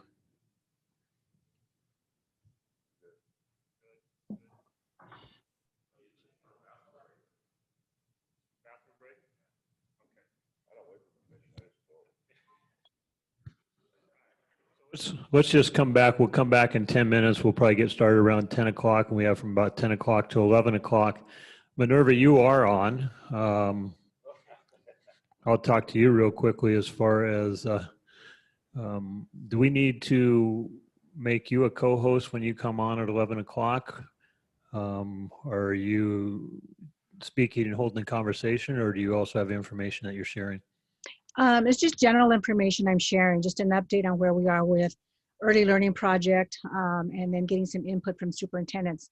But here's a thought. I know the group is coming back to have a share out and talk about any concerns and other issues. I'm wondering if maybe if I could go ahead and share what I have regarding early learning, and then that can just be added to their conversation versus adding it to the end. So just a thought. Okay. So you're asking that we step away from an incredibly well-prepared agenda and make some changes accordingly. Okay. All right. Well, when we come back at 10 o'clock, we'll go to you. Sounds good. All right. Thanks. All right, thank you.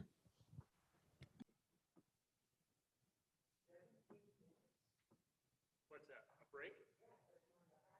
Well, that's this group's getting older all the time.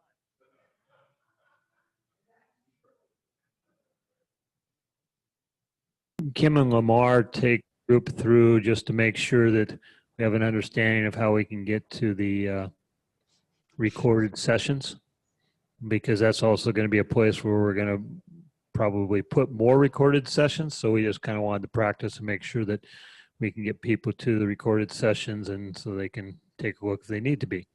So I just take 5-6 minutes and then we'll come back. Okay. So we're going to bring that up here.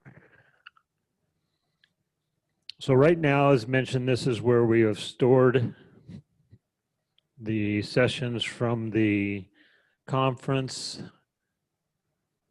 in October. This would also be where we would put future videos, if we're talking about doing videos along the lines of whatever it may be. Well, any of the professional developments that we're recording right now will go here also. And then if we had some folks do some recordings around finances or different things like that, we'd go there. So, okay. Okay,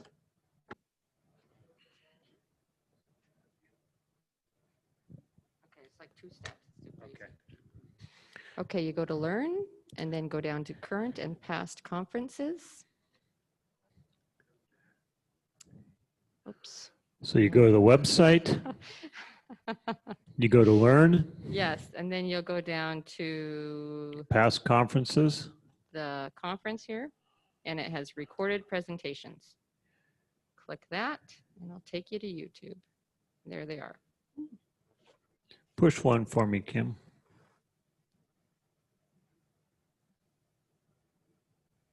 There you go. Do you want volume? Yeah, let's just. Or are we all right?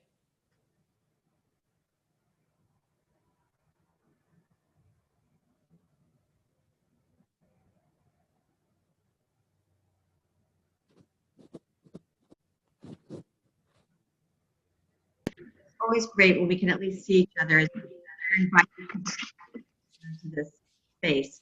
And it is good for people to be muted if you can be, just to get rid of some of the ambient noise. So there will be plenty of times for us to talk. That's the plan. So it's very good to be here with you. My name is Kathy Berger-Kay. Once again, that's going to theruralliance.org. Go to learn. Current and past conferences. Current and past conferences. Then go to that conference Okay. date, and it'll be recorded presentations. And I'll do that for each conference that we have or convening. Okay. What do you think the turnaround time is? So like Last time was quite a while because that was a whole new skill set for me. I'm hoping it would not be that long.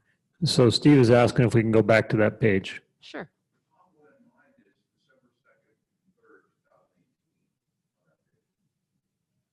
That is not correct. Let's see. Okay, go to share.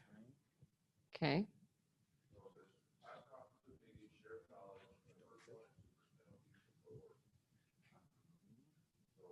Let's go. Can I do that? Okay. Okay, so oops, hold on. Okay, so when you're on the home page, when you put in the website, on the right-hand side, you should see Learn. Okay? And then go down to Current and Past Conferences. Oh, it says Past Conferences / Meetings. Yeah, it's a little different.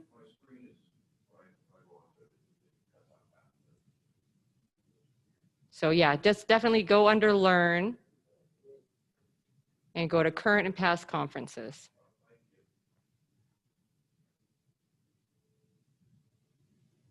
And then you should see, oh, I keep doing that, not a touch screen.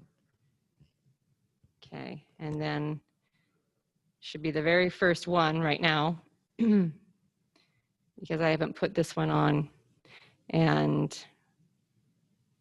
recorded presentations. Before we leave today, I mean, Lamar, do we have to do anything for the one that was recorded last night with Jeff Utek?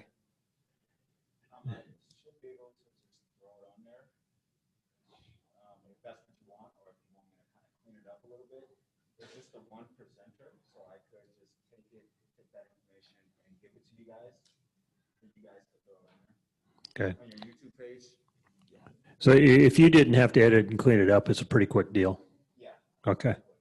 All right. I'm just trying to get an idea turnaround. Okay. And we're trying to figure out, Lamar was saying that there is probably a way to send it right to the YouTube page.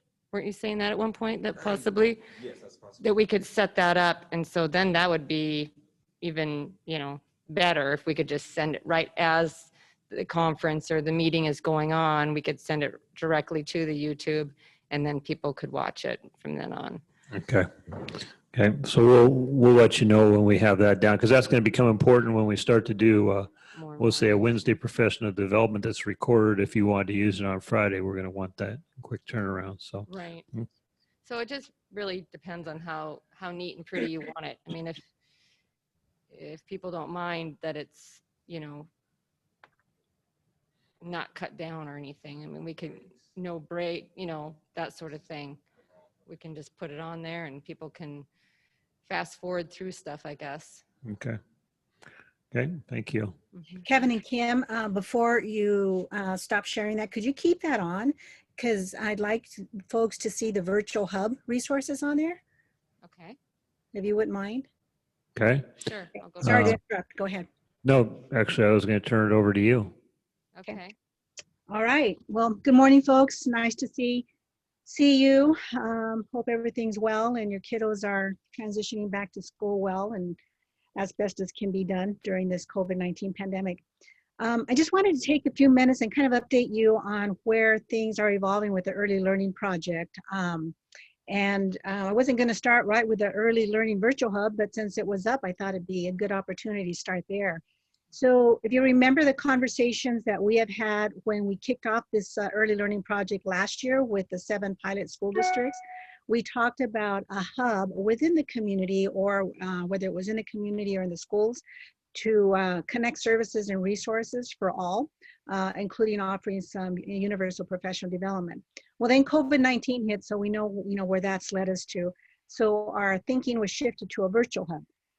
So what I've been doing is connecting with folks out throughout the state and even some national resources that we're able to tap into that I believe will help you and your staff and your parents and folks out in the community continuing to work towards mitigating the early learning opportunity gap in birth to age 5.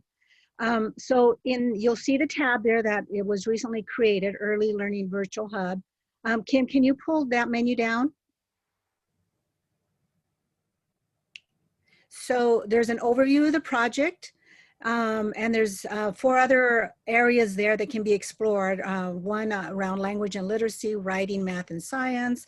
There's a lot of information on COVID-19 resources and helpful tips for families during the COVID-19, and then professional development, birth to age 3. Go into the language and literacy one, please, and scroll down. And so there's a lot of different links here under each of those content areas that was mentioned in that pull down menu. They're all hot links. They've been looked at, reviewed, researched, developmentally appropriate. Many of them are both in English and in Spanish that are very, very easy to access.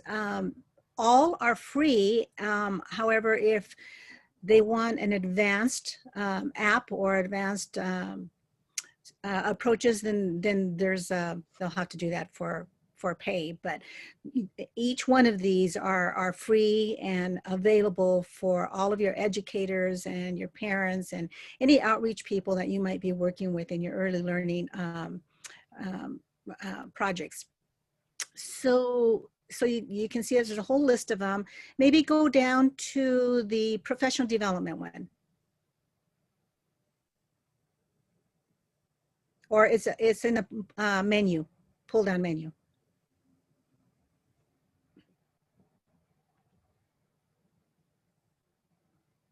Right there. And also scroll down on this one. So there's a little bit of description of where we've gotten some of these resources, Circle Time magazines, all kinds of different sessions and episodes. iLabs, I really would encourage you to take a look at iLabs. There's early learning modules already developed with facilitator guides and questions to have conversations around. And some of them are in English and in Spanish, but that's still work in progress. But there's a wealth of information that comes from the University of Washington, another one of those components within the U of W to reach out to early learning development stages. So this is kind of the initial phase of this virtual hub that we've been talking about to help you share. And we really want to make this information as transparent as possible. However, you may be able to do that. Perhaps add this link, the Rural Alliance link, Early Learning Virtual Hub, to your website. And maybe your teachers during their PLC or plan time, your home visitors as they go out can share this to folks that may be able to access them to continue providing the support. You know, of course, the ideal was to have a face-to-face hub, and that's still certainly something that we envision down the road, depending on where this pandemic will take us. But the virtual hub is where things are going right now, and so it's up and running. And I encourage you to take a look at it and give me any feedback. And if you have other resources that you know of out there you'd like for me to add, just send me a quick email and I'd be glad to do that. So thank you, Kim, for keeping that up. I appreciate that. So and I'm going to backtrack a little bit because I wasn't planning on starting there with a virtual hub, but since it was up, I thought I'd take opportunity with that. So we had to reconvene our thinking around early learning since this pandemic hit last year. So obviously one of the things that we restructured and took different approaches is that hub that was just shared. But the outcome of our reconvening has been the development of an early learning impact plan. A plan is as good as what we want to make it. So we came up with 4 goals, and they're not the end all, it's still work in progress, and some of these goals are evolving over time, but there's some information and some support that I'm going to be needing from superintendents to move forward on these goals.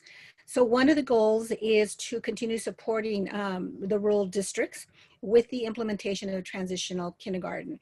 So in conversations that we've had with some of the superintendents, there is still an interest in TK. Although the reality, because of COVID-19, we know that has maybe not been your top priority with so many other things that you have come to your lap as a result of COVID-19, but we want to continue supporting you with that implementation, whether it be this year or whether it be next school year. So that's one of the goals. The other one is the alignment of resources and services for professional development. And I was excited to hear from Jeff yesterday that one of the things that he's going to be working with is early learning.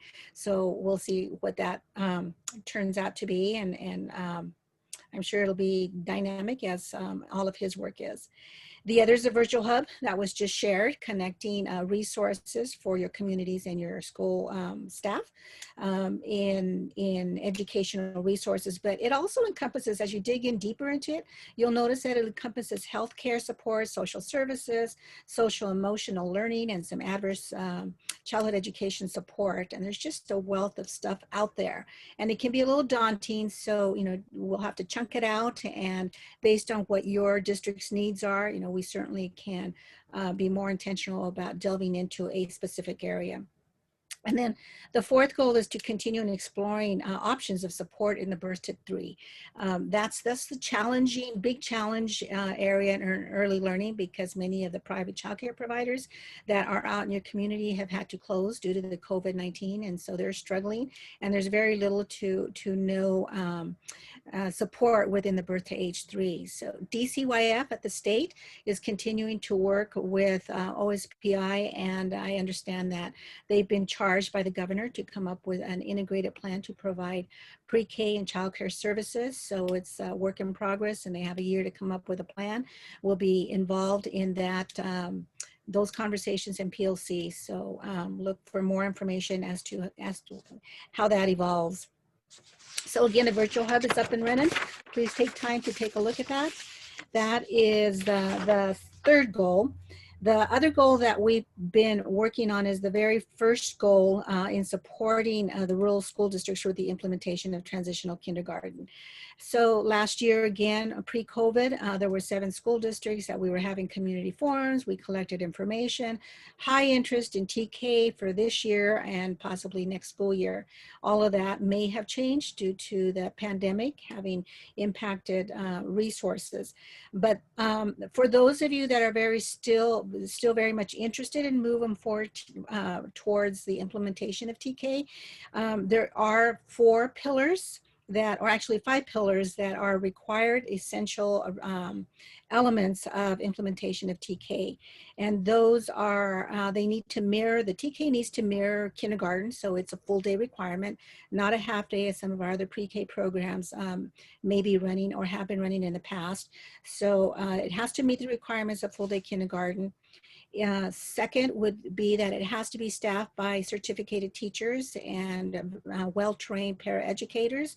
The recommendation is for those teachers to have early childhood and or early childhood special education endorsements. Not a requirement, but it is a recommendation of certificated teachers.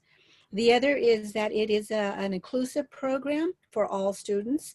The 4th one would be that it's fully integrated into school buildings. So just as your kindergarten is with transportation, meals, specialists, et cetera, that it'd be a fully integrated program mirroring your kinder classrooms. And the other is to work in collaboration with any other Head Start programs or childcare providers or preschool private providers in your community in an effort to ensure that all kids have opportunity for an early learning pre-K program and that there's strong partnerships to make that possible. So those are the 5 required elements in implementing TK.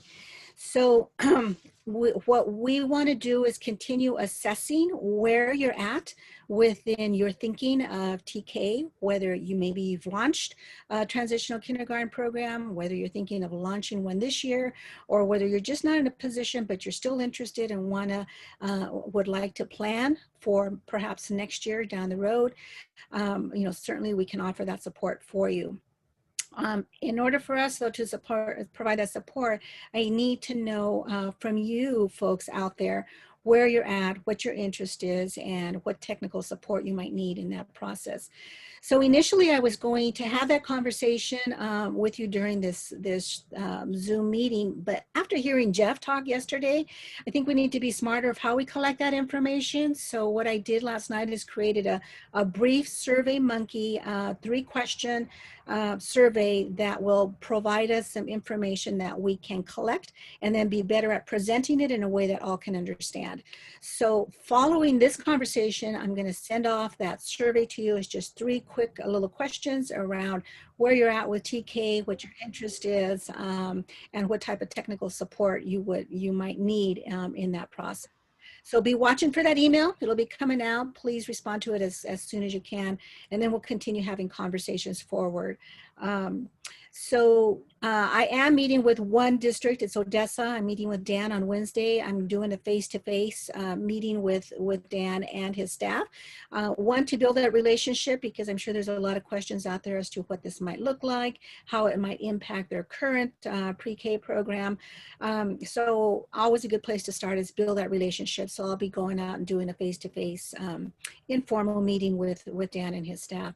And I'm open to doing that with those of you out there if you are in a position to start having those conversations. So that's where we're at. We've got some goals moving forward. Some of them are evolving a little quicker than others, and others are just going to take some time, as with anything else, so that we can think through these well and make sure that what we're implementing and doing will truly have a positive impact on early child care and education for your kiddos. So I am open to questions, but I thought it'd be good to share this prior to cutting you loose to have conversations on other issues and concerns and questions, so that this can be a topic added to your conversations. Questions?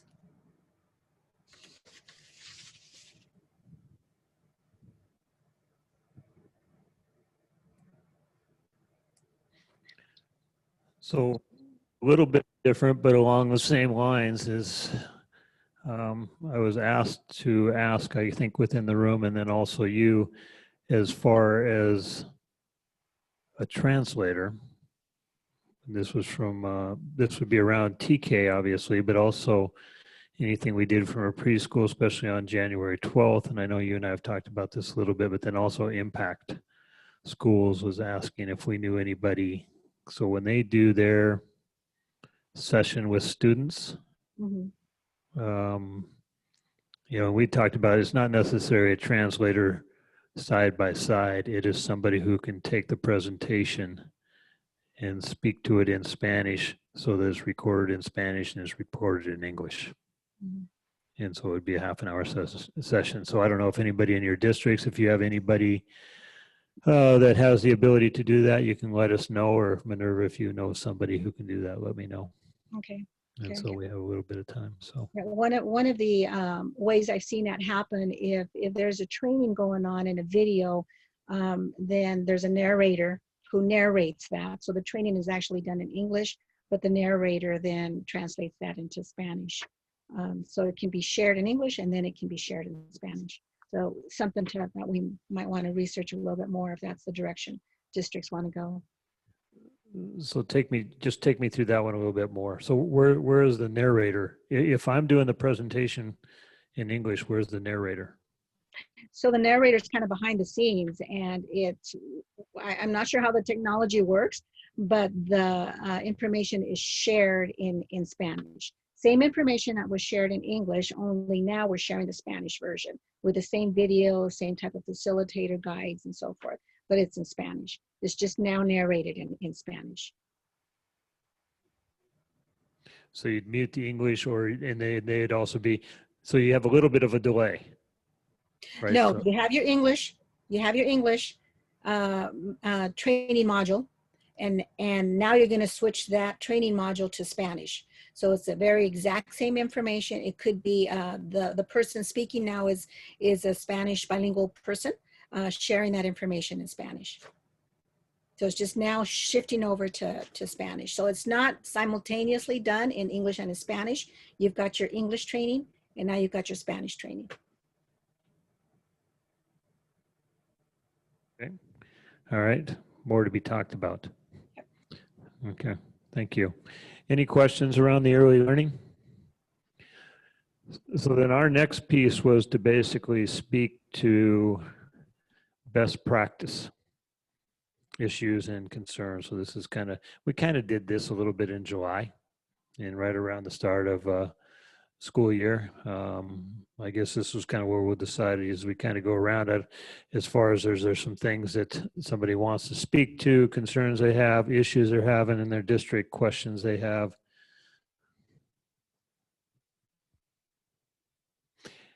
I know that when we left in July, Liberty had their platform set up. I can never remember the name of it. Ingenuity. So do you mind speaking to how that, I don't know what you guys have done. Well, it's solid. There's a couple different parts of it. The Edgenuity curriculum, courseware that works with 6 through 12, and where the idea was it would be our full curriculum and everybody would switch over to that, but they could input some of their own past teachings into it. I think most of our teachers are doing their own and not using it as much. And then K through 5, Pathblazer, it's not a full curriculum, it's just a supplemental. And again, I'm not sure how much they are using it. I'm finding a little bit less than what we had planned, but I think some of that is Edgenuity, I think, got swamped, and they are behind on professional development.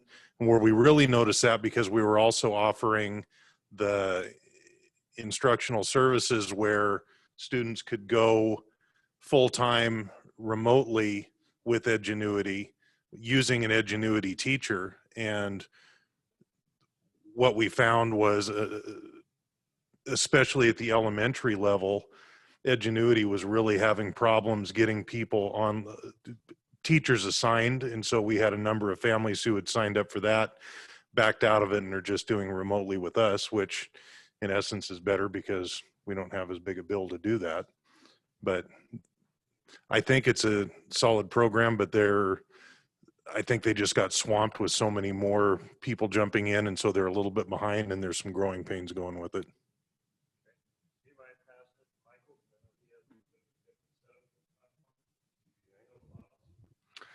We didn't go Edgenuity at all. We just went, our teachers are managing our distance learners. And K6, we have dedicated teachers managing the distance learners at the elementary. Actually, I guess just at the elementary level. They're splitting classrooms or splitting grade levels. 7-12, the teachers are managing in-person and distance. We really haven't kicked that off 9-12 yet. That'll really kick off second trimester. Right now we're having students in the school AB at the high school level, but they're basically still engaging in their Google Classroom work and their Zooms and stuff like that, supervised by classified staff, and the teachers are available for support in person, but primarily still doing the Zooms and all that stuff. Second trimester, we're going to go to a three class rotation. We changed our trimesters into kind of a 6-week session where students will get half a credit in 6 weeks because we've expanded the instructional time, and they're only doing 3 classes, so they'll effectively take 6 classes in a semester or trimester, sorry, but that won't start until second semester or trimester. Sorry. I hate talking with masks on. Yeah. Brett, are you guys face to face, UAB? We are AB. Monday, Tuesday is Group A, and Thursday, Friday is Group B, but we are going to be bringing back our kindergarten full-time. I'm having to add a teacher to do that, and with that, I'm going to be out of room. I won't be able to do that with others, and that's the big thing holding us up. I'm bringing at least all of my elementary back is just space. With the 6-foot spacing, it's just, I can't do it. So our classrooms are 7,084 square feet. So a little bit smaller, and we just can't cram more than 15 effectively in. And especially with the little guys, you need room for them to be able to spread out and do stuff. So I know in July and August, and there was a number of other districts that were here on that. There was one of the things I know especially from a Davenport standpoint, I think a Liberty standpoint also, probably Kettle Falls, was providing a consistency between online and traditional. And I remember Odessa had talked about this also. So the community had asked for that consistency. Are you guys seeing that? Has it worked out, or has that been one of the adjustments you've had to make? I think overall it's actually worked pretty well. I think the biggest stress is on my elementary teachers, because they're on those A days, they're coming up with lesson plans for that group. They're coming up with lesson plans for the fully remote, and they're coming up with lesson plans for the kids who are Thursday, Friday kids. And I think they're slowly working in on that, but I know it's a huge frustration on several of them. And how about in Kettle Falls?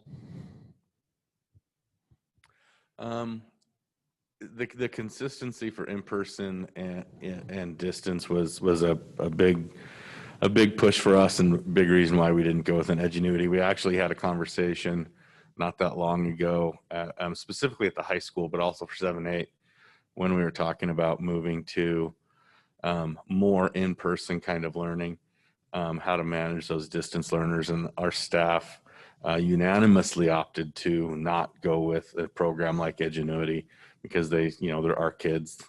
They want to own our students, and they didn't know what kind of a program, curriculum-wise, Edgenuity or something like that was going to provide, and they knew what they could provide. But they're trying to figure out. We actually, K6 is every student that wants to come back 4 days a week. Next week we add 7-8 to that, so we're going to be 4 days a week, K8 next Monday. And so they're still trying to figure out how to manage that. High school's going to try to figure out how to manage the AB. The AB was a much larger challenge than they anticipated it being, trying to provide for the students that are sitting in the classroom as well as the students that are at home and going to be in the classroom, the following day. So, but teachers are managing it. We're getting some additional equipment that makes supporting that kind of a thing a little bit easier. And it's, kind of one of those things we're figuring it out as we go, building a plane in the air. So Kettle Falls, Liberty, and Tenasket would probably be the three biggest districts in the room. And Michael, you mentioned something, and I can't remember how you put it, but it basically was along like you had a dedicated staff, which at a bigger district, it sounds like you may be able to do. And so kind of the question is I know we're in Deer Park. Deer Park's able to have dedicated staff at the middle school level for online students and a dedicated staff for traditional students. And so is that something that's happening in Tenasket, Liberty, and Kettle Falls? Is that what you mean by dedicated? It's happening in Kettle Falls K6. We dissolved effectively all of our specialists. We're not offering really PE. We're not offering art. We're not offering music. We dissolved all of those programs to increase the number of teachers we had. So K6, that is what's happening. We have teachers doing in-person instruction, and we have teachers doing managing the distance learning students. Did you make those choices on who that was? My principals did. Okay. And we're looking to try to do that in order to bring students back. If there's some way that we can get them all back, the teachers will be busy planning for their kids in the classroom. So trying to figure out, I think in the elementary, we have maybe 17 students total. So trying to come up with someone that could, in that elementary, junior high, excuse me. So trying to figure out staffing that we could shift over to kind of take over the online part of it. And as we're adding our kindergarten, the third kindergarten teacher, one of my current teachers really has a good grasp of the online part. So she's going to take over all of the online for all of the kindergarten. Okay. Yeah, I'm looking for Tenasket here. I could have gotten up too. We have 4 sections in most of our elementary classes, and so we went to 3 sections with most of them, and so that freed a teacher up to do all the remote learning. And during our middle school and high school, it's kind of a mix. We actually schedule time within the day. So like a high school teacher, we have one teacher that has a couple periods that are dedicated completely to the online learning. And we're finding that we have to make a lot of adjustments though, as people move in and out of the system. I'm expecting a lot more of that. And message has always been, if we have room, we'll move you. I'm worried as we start doing more and more live, because a lot of the staff that we have doing the remote are staff that are high risk, over 65, things like that. And so if we do, I want to get more and more kids on campus, then they're going to have some hard decisions to make. And then what am I going to do if I can't find staff? So where are you guys at face-to-face right now? Week 6 of K6 hybrid, and today is week 4 of middle school, high school, and hybrid. And we're in the AB model, Wednesday off. Okay. So with Odessa, Wilbur, Inchelium, I'll come to Northport later. Curlew, Mary Walker's a little bit bigger, but so how are you guys going to handle, and maybe you're already handling it if you're between traditional and online, because it's probably the same teachers doing both? So what we're doing is we're face-to-face 5 days a week. We had approximately 20 students who chose to do online. I only had 4 kindergartners who were coming back. So we did a combo kindergarten, first grade, and I took that kindergarten teacher, and she is managing all of the online learning. And then I've got a 6th grade, he's certified for high school, who's doing the 8 or 9 students who are doing online learning. And what we're finding, and I think it's going to accelerate, is our kids are coming back. So the kids who we started with, I'll make up a number, 25, and we're down to about 16 who are online now. Okay.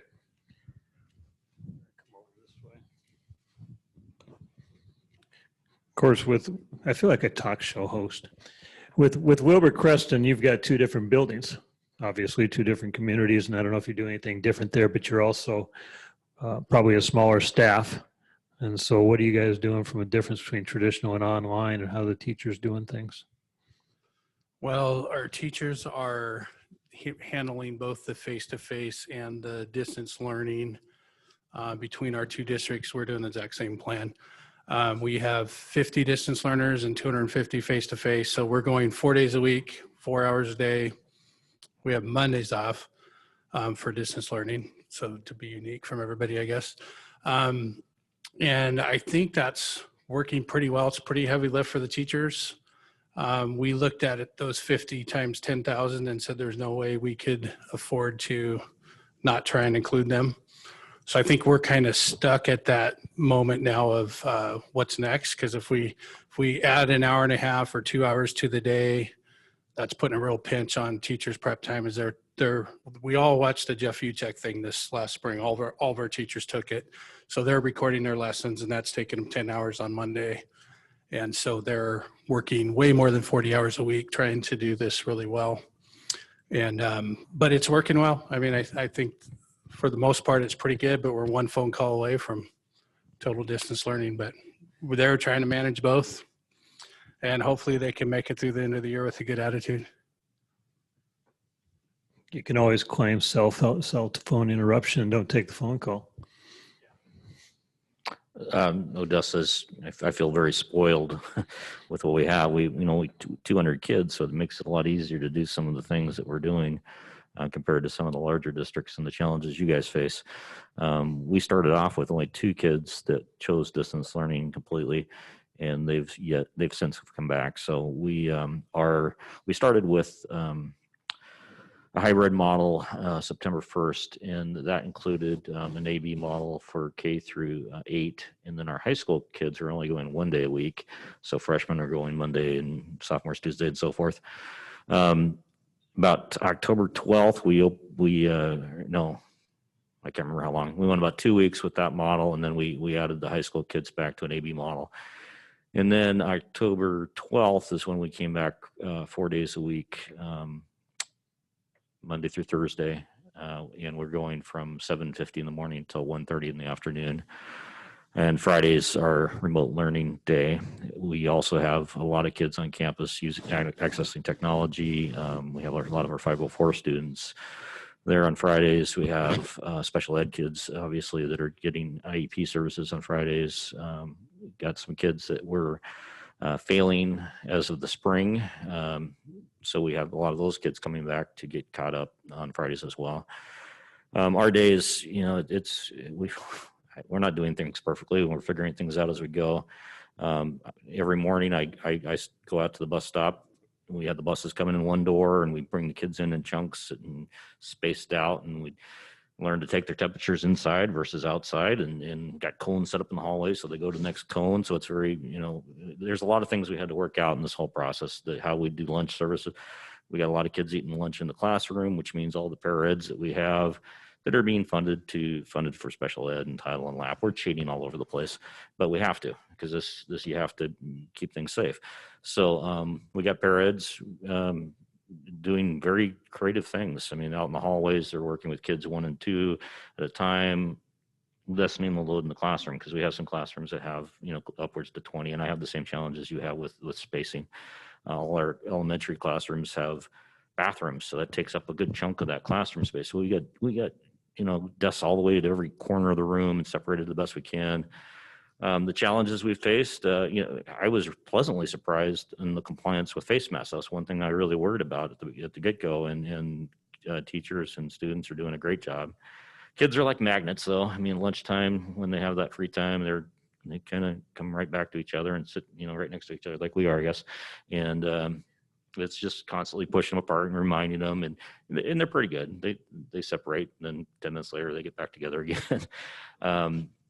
So I feel really good about what we're trying to do at school, but at the same time, after school, I see the kids out playing around together, so, if there's going to be a case of COVID, it's not because of what's happening at school, because we're following the rules. It's what's happening in our AAU sports. They're going off on their own and down to Southern Idaho on a weekend. And those are the types of things that make me worry. And people are always going to point fingers at the school if something goes wrong. But bottom line is, it's probably not that's causing the problems. We're learning. I mean, we're using Seesaw at the elementary level. That was a huge task to learn how to use that system. We're using Clever for the single sign on. That was a technology challenge. We got Google Classroom pretty much for 5th grade on through 12th grade. Teachers are doing a pretty good job about doing videos and engaging kids in learning. I had to have some discussions with the teachers last week because my own son was not coming home with a lot of stuff on Fridays. And I said, no, it's pretty indication that that's happening all over the place. So I had to remind them that, you know, they're supposed to be doing an hour outside the school day each day of some kind of engagement activities. And Fridays, we should be doing about 4 hours for the high school kids. And they're not all doing it. And elementary, I think, are doing a great job. It's my high school staff that I have to kind of push to keep the activities going. And like Jeff said, pick the activities that work best. You know, what do we want to accomplish, and what are we doing here on site, and what are we doing remotely? And that's that's a learning curve. And so, and we have some traditional teachers that aren't astute with technology as some of my younger ones that just came out of college. Some of those guys are absolutely amazing. And then the other ones have a hard time moving the mouse sometimes. So, you know, that's the challenge we have is getting everybody on the same, they're good working together and learning from another, but there's been a huge learning curve for switching to distance learning. We use Edgenuity, the Path Blazer, for the K-5 as a supplemental piece. And there's some great tools in there. I don't know if you guys want to explore that, but for my district, it costs like $2,500 for the year, a site license. And there's tons and tons of lessons and things, and you can go on and you can look at the standards and match them up. You can pick and choose what things you want to differentiate for your kids. So there are a lot of cool tools, but what I found is the tech guy in my district, I spent probably 2 weeks just working on technology, just trying to get that all started. It was a huge challenge, but there are some great tools out there, and we're going to continue using them well after this thing's over. Pieces that we've learned how to use. So that's Odessa, and again, struggling through and learning every single day. Okay. Christina, I know that, well, yours is unique because I know that you have combo classes. We do. So we are now, so I have 65 students total. I probably have 4 on distance right now, and we are Monday through Thursday all day, 8 to 3. Fridays are low tech remote day along those lines. And so far, so good.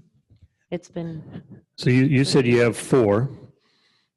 Okay, so eventually I'm going to be able to do the math on that, but that's probably like about 7% that are chosen online. It's one family. I started off with 16, I think, and they decided that it was okay to wear a mask and have their kiddos at school and stuff. And like I said, the resilience on these kids is amazing. Okay. You're at about 1%, right? You said 2 kids out of about 200.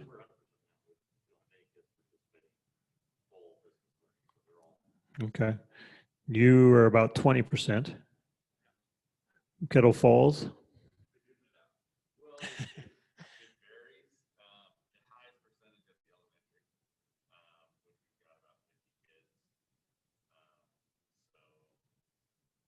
$50 kids that are remote distance learning. Okay. 20%. 15 total kids. So you're closer to 5%, 6%.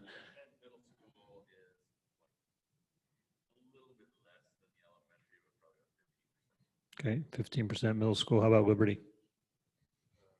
I think at the high school we're around 14 that are remote, and then at the elementary junior high it's 17. So 21 out of 5. What are we at? 525. You're 4 or 5% also. Yeah. Crew? 10% crew, Tenasket?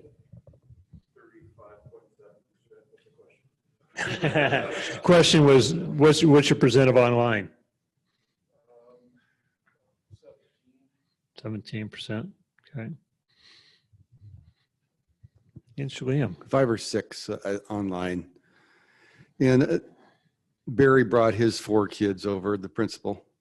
So, and they're partial. So what we've got right now and started at the beginning of the year was K5. They meet a half hour a day, and then they got one-on-one appointments throughout the week. So some kids have 1 1-hour appointment, some have 2. Next week, we're going to go to an AB type schedule, periods 1 through 3 on Monday and Wednesday in the morning, 4, 5, 6 on Tuesdays and Thursdays, and then we're going to open up the Navnians career coach is going to take one-on-one so the kids can zoom in with their teacher. And then we have full Edgenuity for those who want it, but I think our community wants the kids in the classroom. So as long as we can be safe, and our big thing is working on our processes and procedures so that people know we're safe. And I think once we get going on that and can show them that we can be safe, that we're going to get more in-person learning and more kids in the building. And we do have space to spread out because we don't have high numbers to begin with. Okay, thank you. Barry's a good dude, by the way. Mary Walker's probably what, 400? Yeah. And so what are you guys? Are you guys face-to-face? We're on an AB schedule. Okay. And 1 day a week right now. And the only weird, funny thing that I would add to this conversation, because a lot of similarities, but one weird thing we did at the high school level last week when we started 1 day a week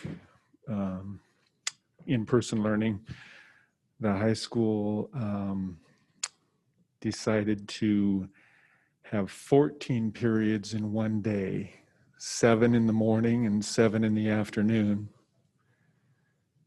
And the first 7 periods, they would have distance learning and in person at the same time. And then the second half of the day would just be in person only. So not very successful week for us. So they're back to 7 periods a day today, with those distance learning kids going AM on Monday and PM on Tuesday. So yeah, there it is.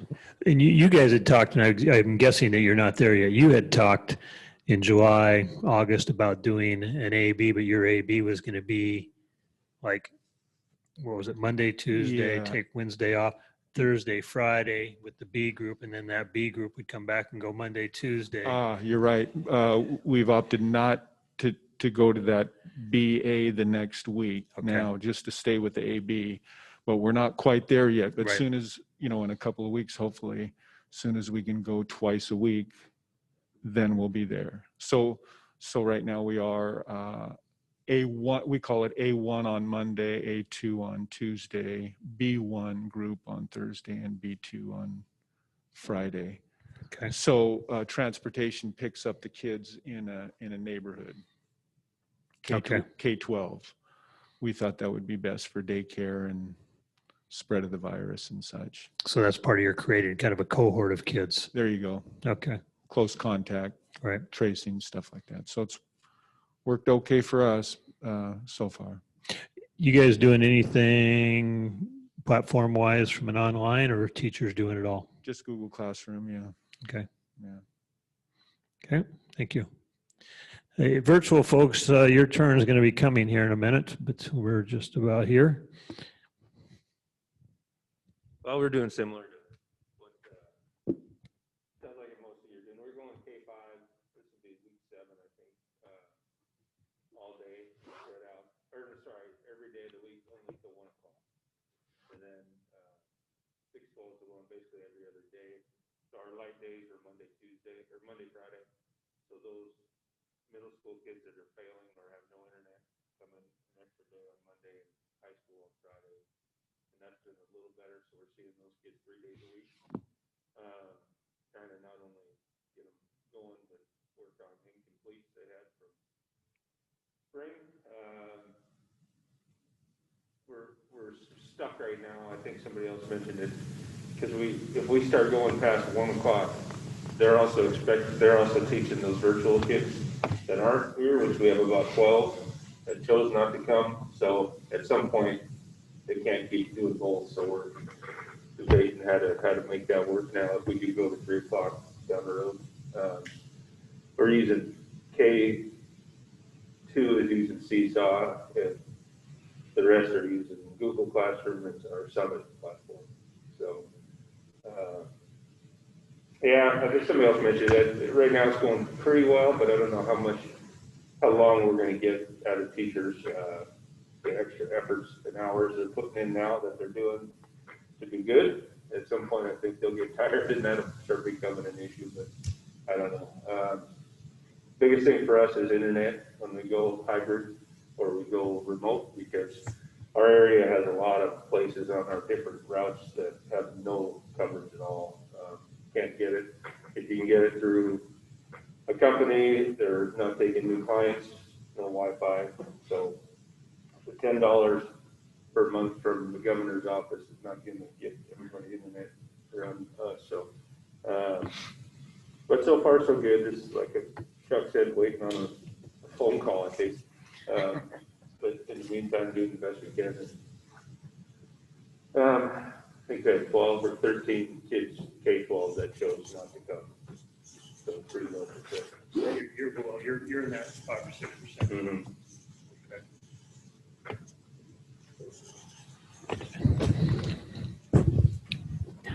I should add that the Mary Walker staff is flexible and wonderful and willing to change quickly and trusting of their leadership, mostly because of the superintendents before me.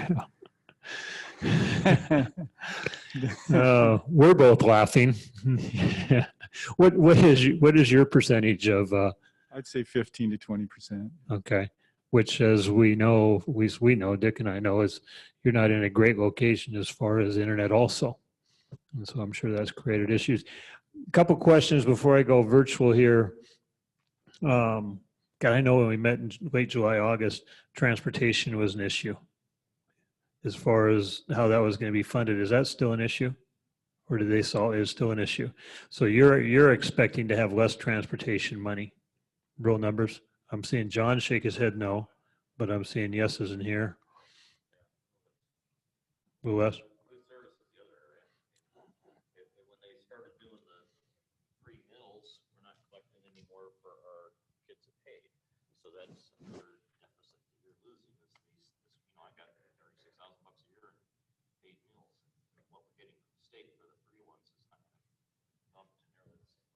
So loss of transportation money, loss of food service money. Okay.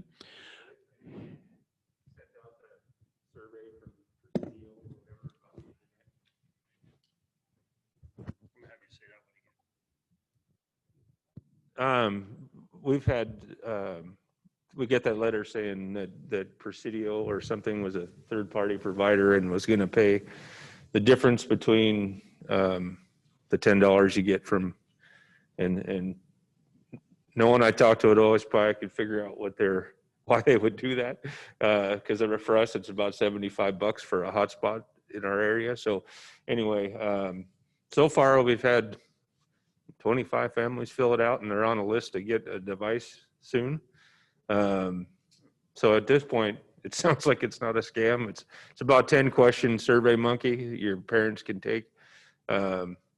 All they put's their address, kid's name, how many kids they have, that kind of thing. So, and she sent a list Friday asking, these are the only ones we've got signed up. Is there any more? And we resent that thing linked to our parents. But I don't know if it's going to work out, but it sounds a little fishy. But so far, it appears that they're going to get a hotspot puck, they call them. I don't know, did anybody else see those? Okay. So the reason we're not losing funding is we're running full transportation, full bus routes. The one thing that the biggest challenge for us right now is what I'm calling mask fatigue. And it's particularly real for us in the 8th and 9th grade level.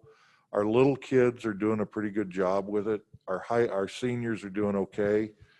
but the teachers have really had to become the mask police, and it's wearing. It's wearing to the point that I think we're going to take a week off.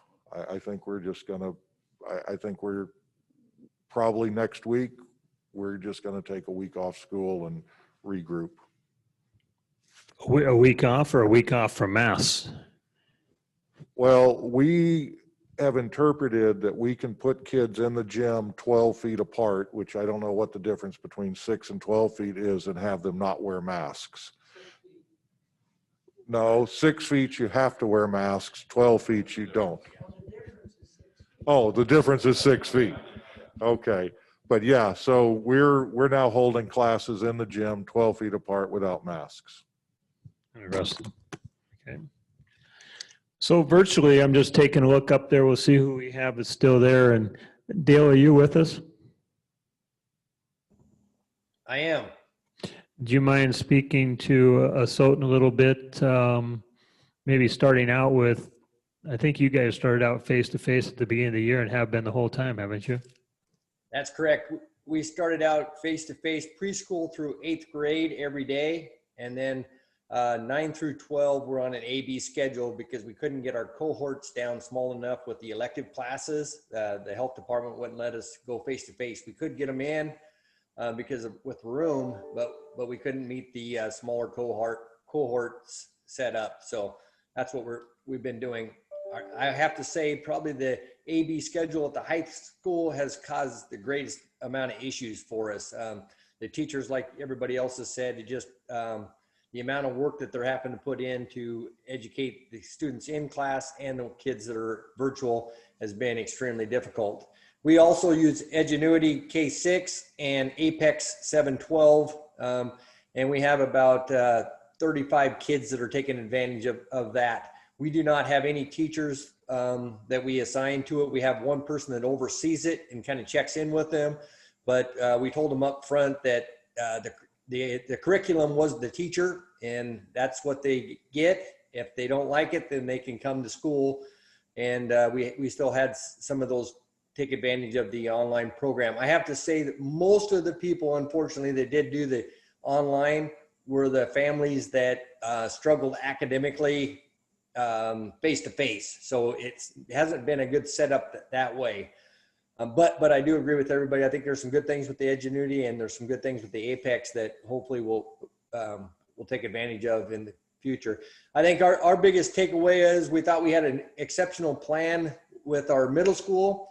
We put them in our gymnasiums and spread them all out. And that was an absolute nightmare. Our teachers were so exhausted and frustrated by the end of the day because they couldn't talk loud enough with their masks on. And so the kids could hear them. So they'd have to walk back and forth, and then the kids would answer and the teachers couldn't hear them. So it was a nightmare. So I ended up having to hire an additional teacher to split the class 3-way so we could keep the small cohorts and have our teachers transition classrooms, not our students. And we do that in all grade levels, that our teachers travel, not our students.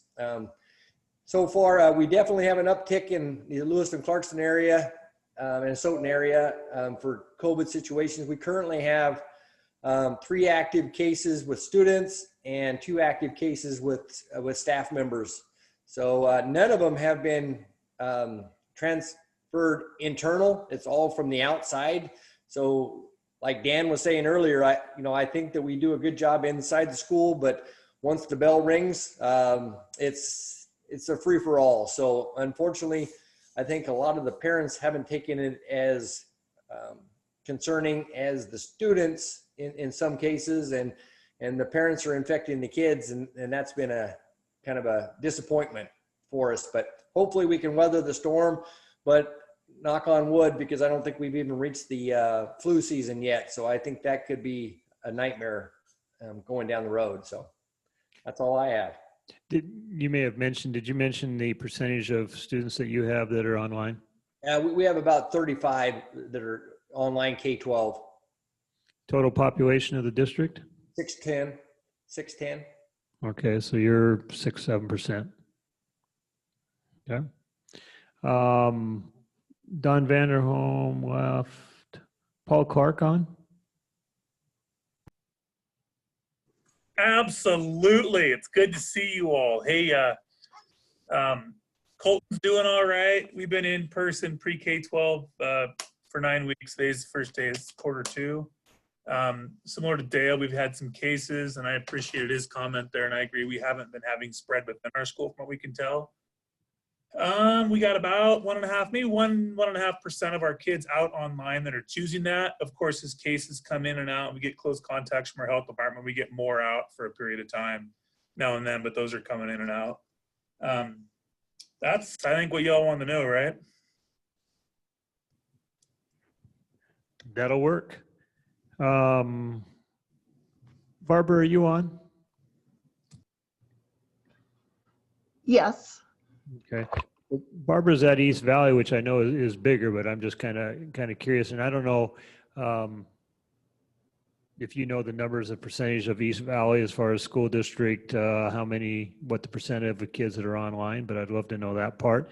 I know that you guys are probably doing a little bit of difference because of the size as far as staff and traditional and who's doing online, but could maybe speak to those things.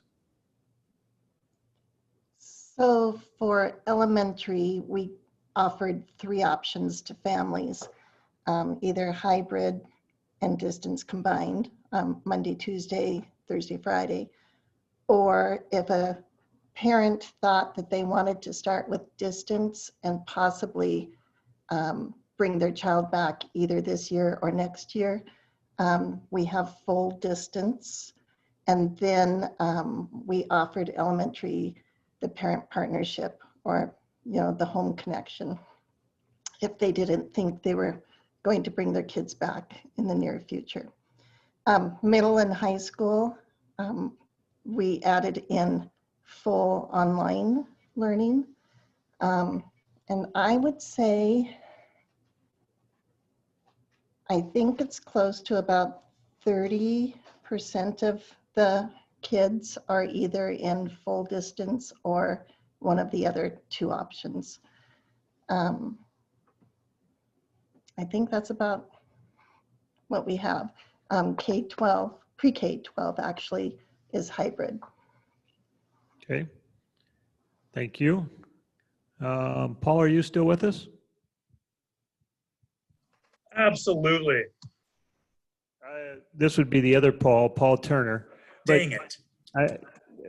We appreciate your enthusiasm so much. Yeah, come on, Paul, give me a chance, would you? Yeah, hit it, Paul. Hey, everybody. It's been a crazy day. I've already been up to the tribe at a meeting with the council and everything, so sorry I'm late. Right now, we're running K2. We've been at, we started out the year totally distance learning. I will say elementary has done a bang up job. Some of what I heard out there is the same thing we're running into. Middle and high school is not going well at all. We need to get the 7 through 12 back in the building. We're having a hard time with some, well, I'll put it this way. We've got a high number that we're going to be changing on how we're processing their inactivity and how they're doing their coursework, and probably developing quite a few learning plans with kids. So we'll see how that goes. Stay tuned. But right now we're on our 3rd week with K2. We do 4 half days a week. The reason we did that, we were going to go 2 full days, but the teachers were pretty adamant. They would rather see their kids a half day every day, or the 4 days, and have more intense time with them. It worked out well. We end up about somewhere between 5 and 10 kids in a classroom. We figured the maximum we can put in a classroom would be 15, just because of our square footage. We don't have any other, I mean, we have our gyms, but I don't have enough gym space to look at other possibilities there. So 15 is basically our number we can't go over, so that 5 to 10 kids works out well.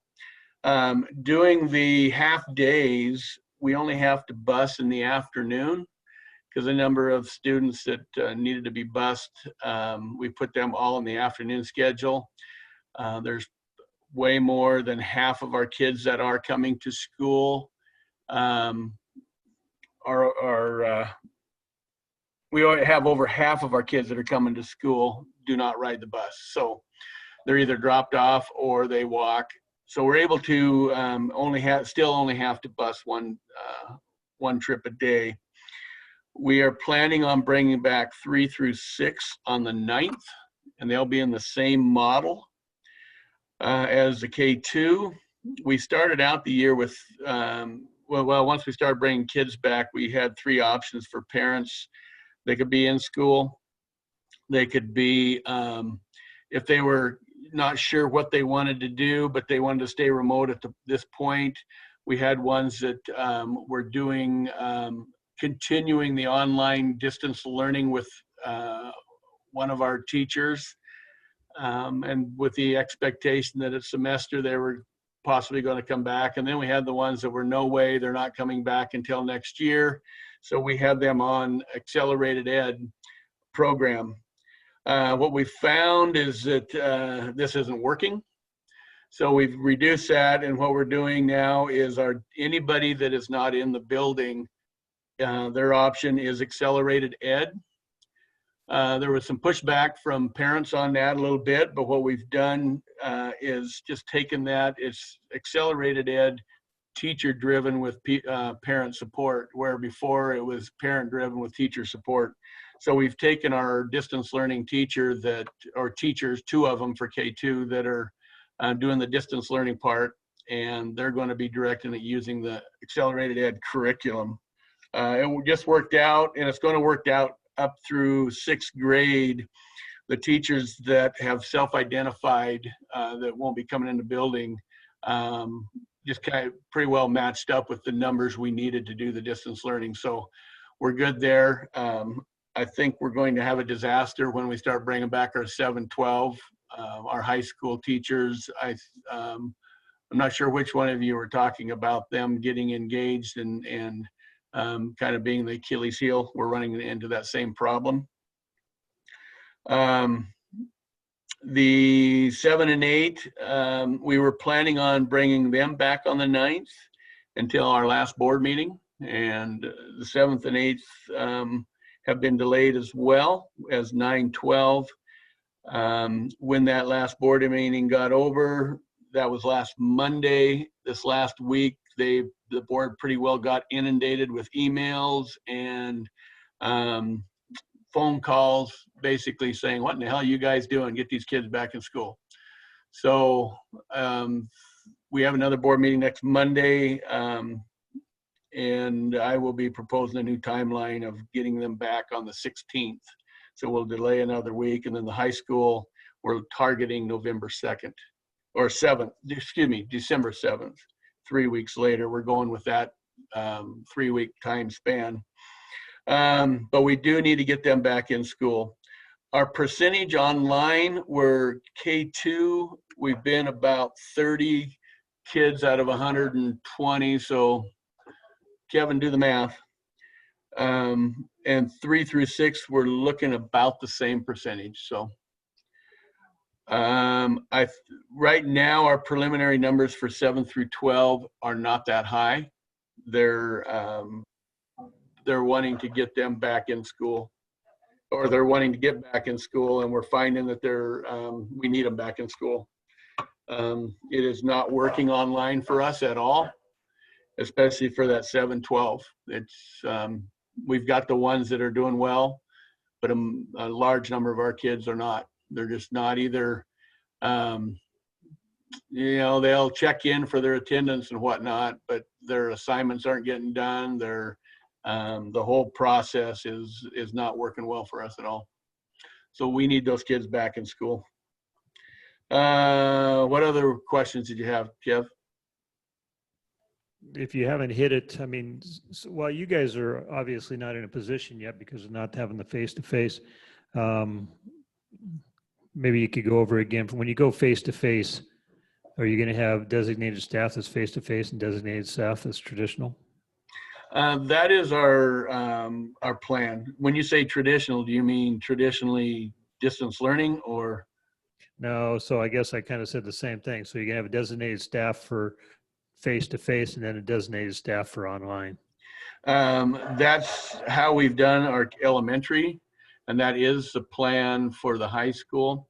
Right now, our plan is to bring them back, and they would do their 7 periods. They would be shortened periods. The big issue there is going to be transportation. I got to figure out, we don't want to, for lack of words, cross-pollinate.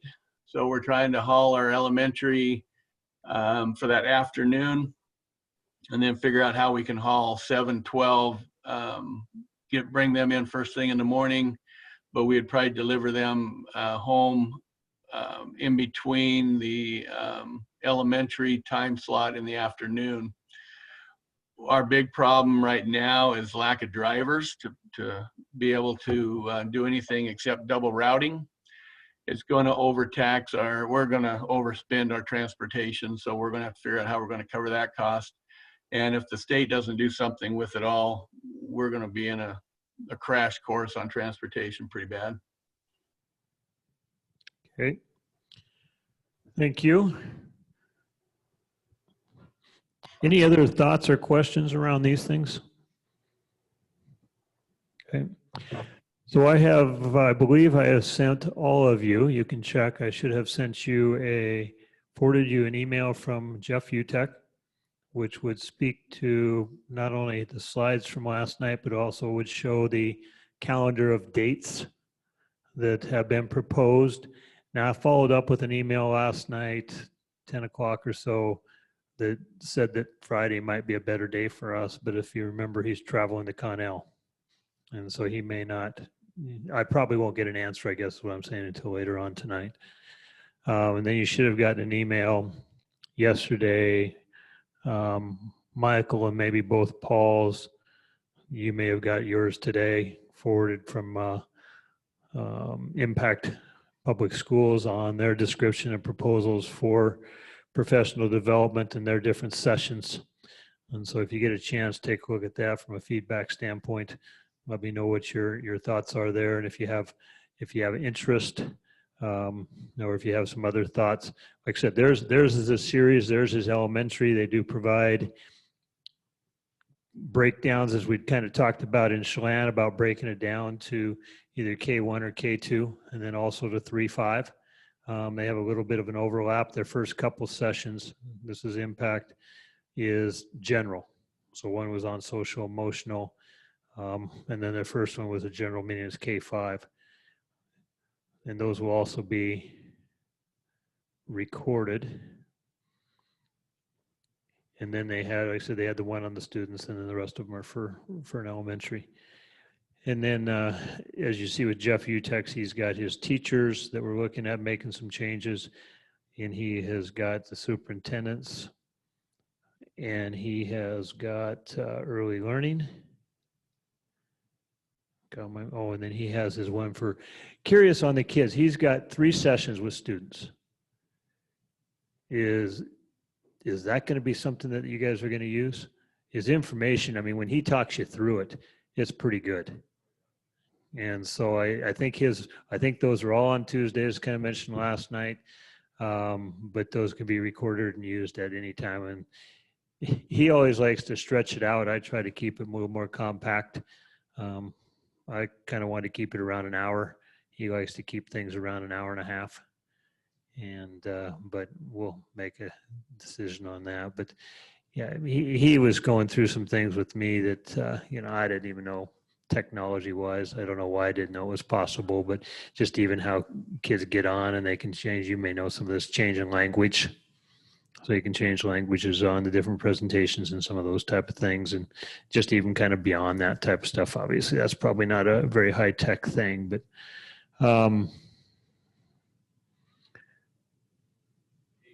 Yeah. Trying to figure the carrot for a lot of my staff members to participate in some of this. Obviously, clock hours is something that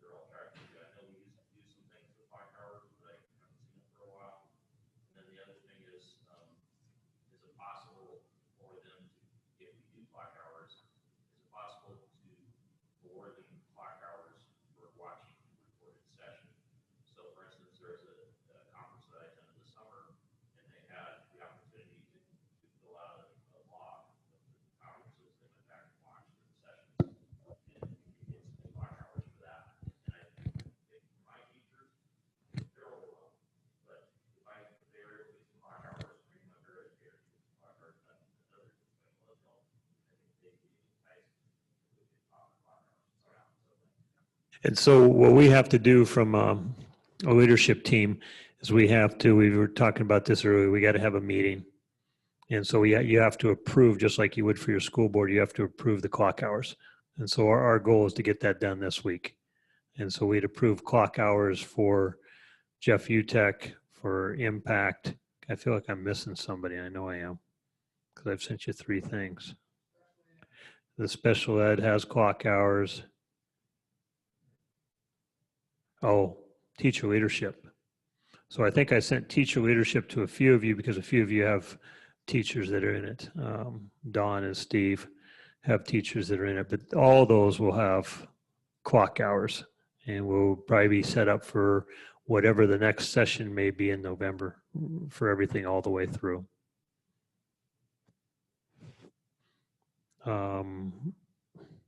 Teacher leadership, if you still have somebody, we have about 11 folks that are in that. We actually have some folks from the west side.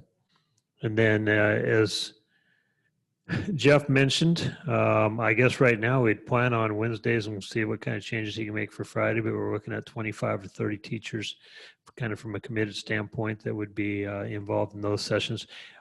I don't get the impression that it can't go over that number. I just got the impression from him last night that he thought it worked better for him as a presenter to have that number within the room that was live, different from a recorded thing.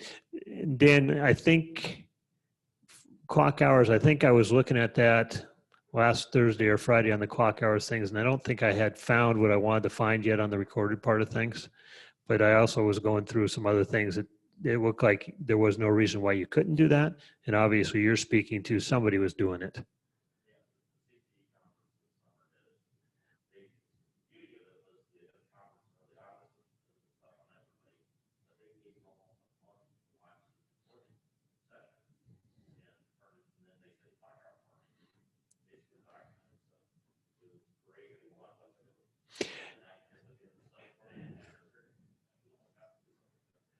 Yeah, and my thoughts were, as I think now, as I'm kind of thinking about it, when I was going through that, what I couldn't find is nothing that spoke specifically to that. And you're thinking, I don't know if that change has happened, because really, if you go back to March, there wasn't a reason to have recorded clock hours, until you got to the Zoom world. And so, yeah, I don't think that's going to be a concern for us. So I'm waiting. We have one more very short 15-minute, 20-minute presentation. This is on Washington State Opportunity Scholars. And so we'd actually provided them an opportunity to present at the Rural Alliance Conference, but of course, I had them at the end of the day, and they didn't have necessarily a lot of folks, and so I wanted to offer them another opportunity because I think at least what they have is an opportunity for your kids. So we do have lunch in the back if you want to grab lunch, and if you don't mind just giving us another 15 minutes, and we'll have Brittany speak, and then we can kind of go from there. If you have somebody with you as a wife or a husband that needs a lunch, I'm sure there's going to be an extra or two.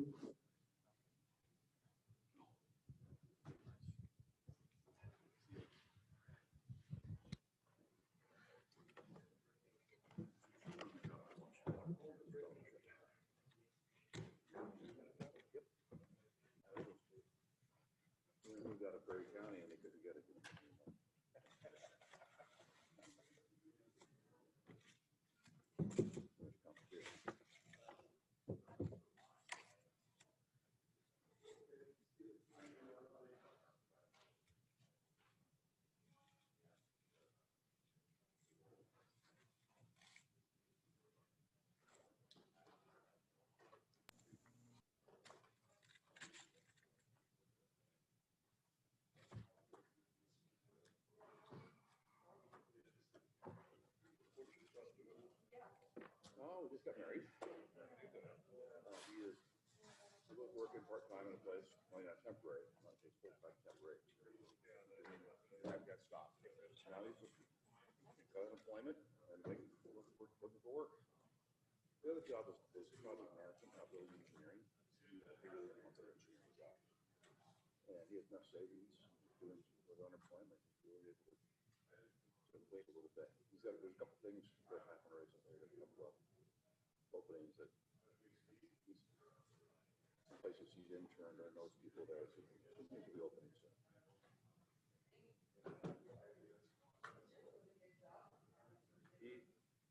He's going to wait. He wants to stay in Spokane. Marty, you want a turkey or yeah.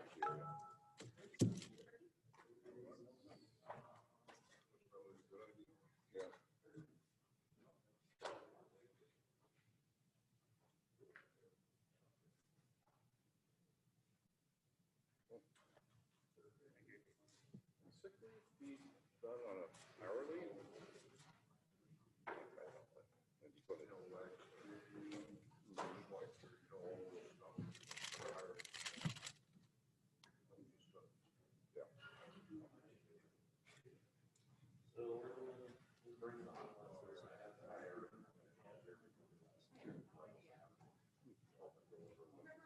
Can sick leave be taken in hourly increments or just past the leave?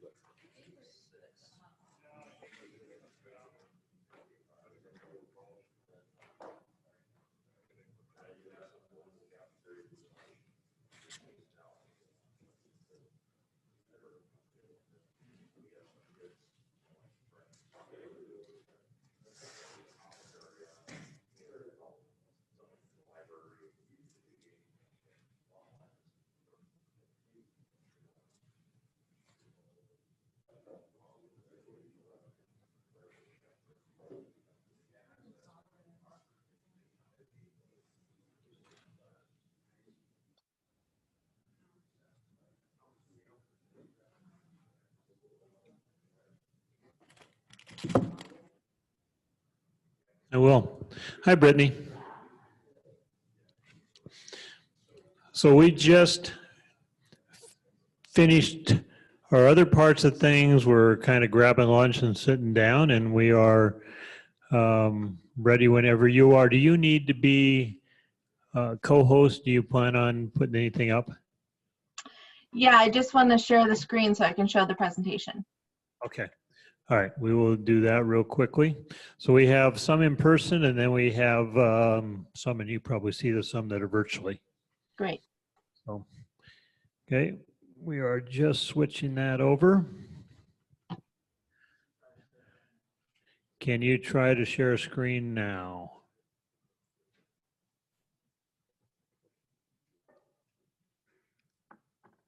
Oh, there we go. Good. Okay. Okay. Perfect. So Brittany is with Washington State Opportunity. Is it scholars or scholarships? Scholarship. Scholarship. And so Brittany, I'll let you kind of take it from there as far as introducing yourself and introducing the program, if you don't mind. Sure.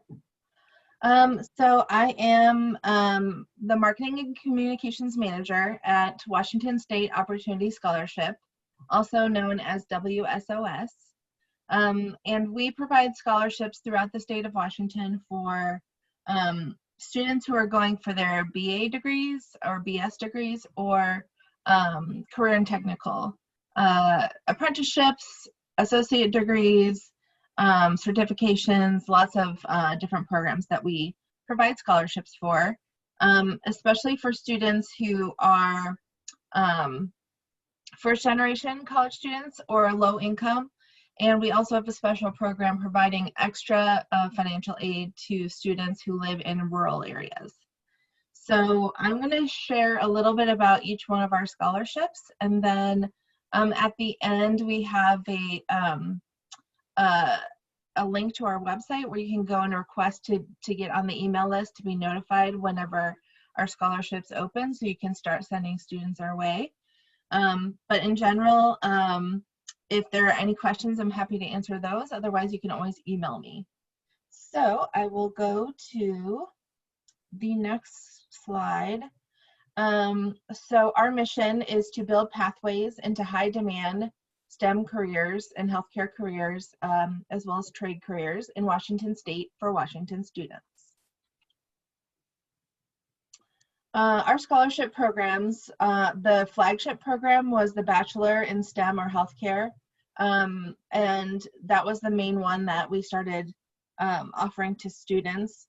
In 2019, we started providing the Career and Technical Scholarship, which is, as I said before, an associate's degree, certificates, and apprenticeships. And that's the program that has the Rural Jobs Initiative funding for it. So that's extra funds for students in rural areas. And then in 2021, we are launching a graduate program for doctorate of nurse practitioners. So something we're very excited about. So our funding is flexible, which means that it doesn't have to just be used for classes or supplies that go with classes. We know that one of the barriers, especially for students who are going back to school or who have never attended college, is transportation, especially in rural areas.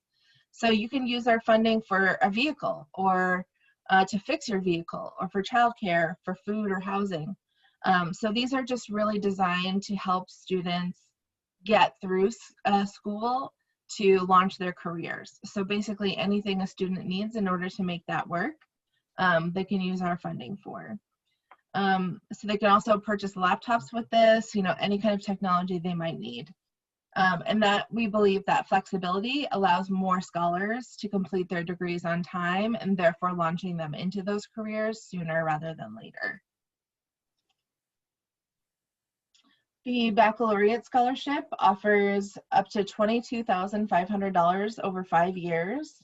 There's a little breakdown there of what you get in each of those years. And the scholar support services include mentorship, work-like experiences and internships access. We have a lot of companies that provide preferred access to our scholars for their internships and job openings. So it's really like a direct launch into career after graduation. And this next application opens on December 7th and closes in February of 2021. So lots of time to apply this coming year. The Career and Technical Scholarship is eligible at over 1,000 trade, STEM, and healthcare programs in Washington's 34 community and technical colleges. So there's lots of degree options here and lots of ways for students to use these funds to launch into their careers. We are launching new support services like the ones that we offer in the baccalaureate program in 2020 to 2021. We are currently hiring a few folks to help make that program launch. So I think it's going to be really exciting for students who are accepted in the next year. But the spring application will open in January of 2021. That award is up to $1,500 per quarter, which is great. And as I mentioned before, there are additional funds for students living in rural areas. So that increases up to $3,500 in their first quarter, $2,500 in their second quarter, and up to $2,000 per quarter thereafter for as long as they are in school for their degree. And so it's really, really wonderful extra funding that can really help bridge some of the gaps between what a student needs to be able to start school and finish. So we know that students are more likely to apply for our scholarships if they hear about it from someone that they know. So we would love your help sharing this information with potential students, especially those who maybe have never considered going to college, but might if they had the funding opportunity. So this is the website link I mentioned, WashingtonOpportunityscholarship.org/scholarship contact.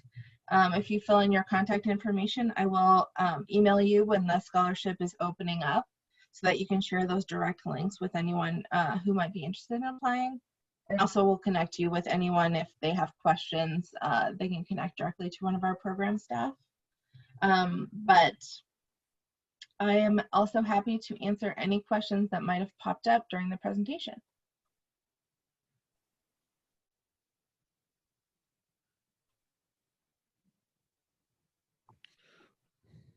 So I actually do have one. I had a reach out from, is it Jane Broom Davidson, Microsoft? Yes, yes. And so she was talking about Microsoft being very involved in Washington State Opportunity Scholarship. Same project? Yes. Microsoft is one of our cornerstone partners. And Brad Smith, who's the president of Microsoft, has personally invested in the Rural Jobs Initiative to help make the scholarship funding more accessible to students in rural areas. So Microsoft is a huge partner of ours. So when we had the opportunity scholarship, when our students received opportunity scholarships a couple of years ago, Brad Smith actually came out and spoke to the student bodies, and it was very impressive.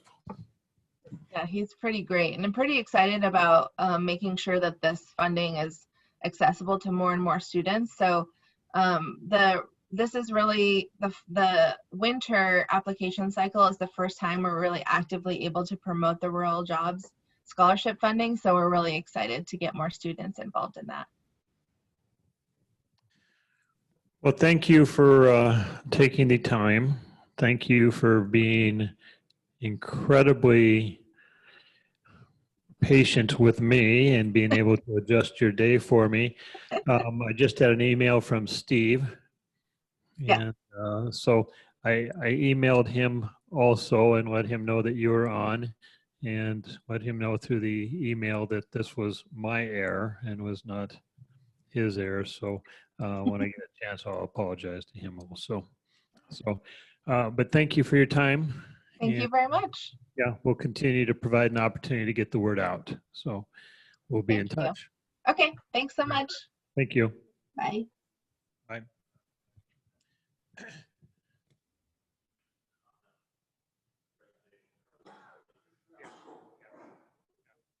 Yeah, so the error on that one was we had it on the agenda, had everything. The only one that never got the agenda was that one. So today I'm thinking this morning, you heard anything from them? She said, no, and I'm thinking neither have I. So I figured I better check to see if there's a reason why I hadn't. What, so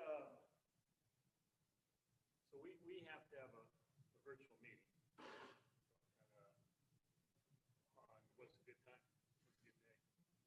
7 o'clock p.m. Sure.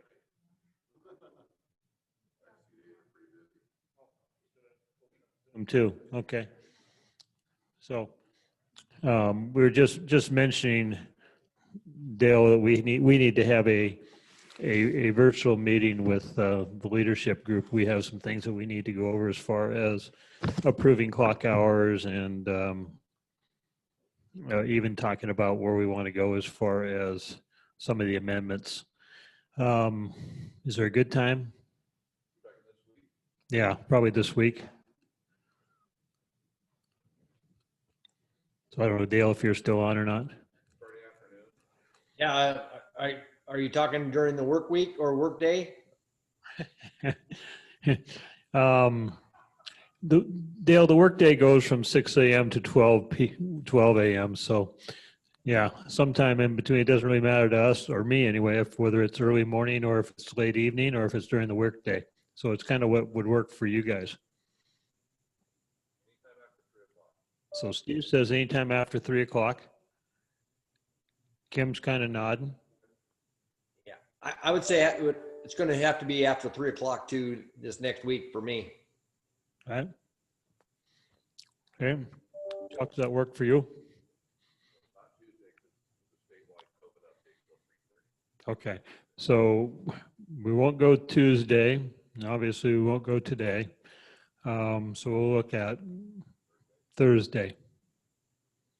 And I'll send an email out. And we'll send an email out with a Zoom link. Okay. Shouldn't be a long one. Half hour, 40 minutes. So, okay. So for those who are on virtually, I think we are probably done for the day. Our next one's in January. I'm going to say January 10th and 11th was kind of the plan for it. Take a look at your Jeff Utech information. If Jeff is doing Monday the 11th, then you know that Sunday is the 10th, but we'll also get that out to you. So anyway, thank you for being part in the input, and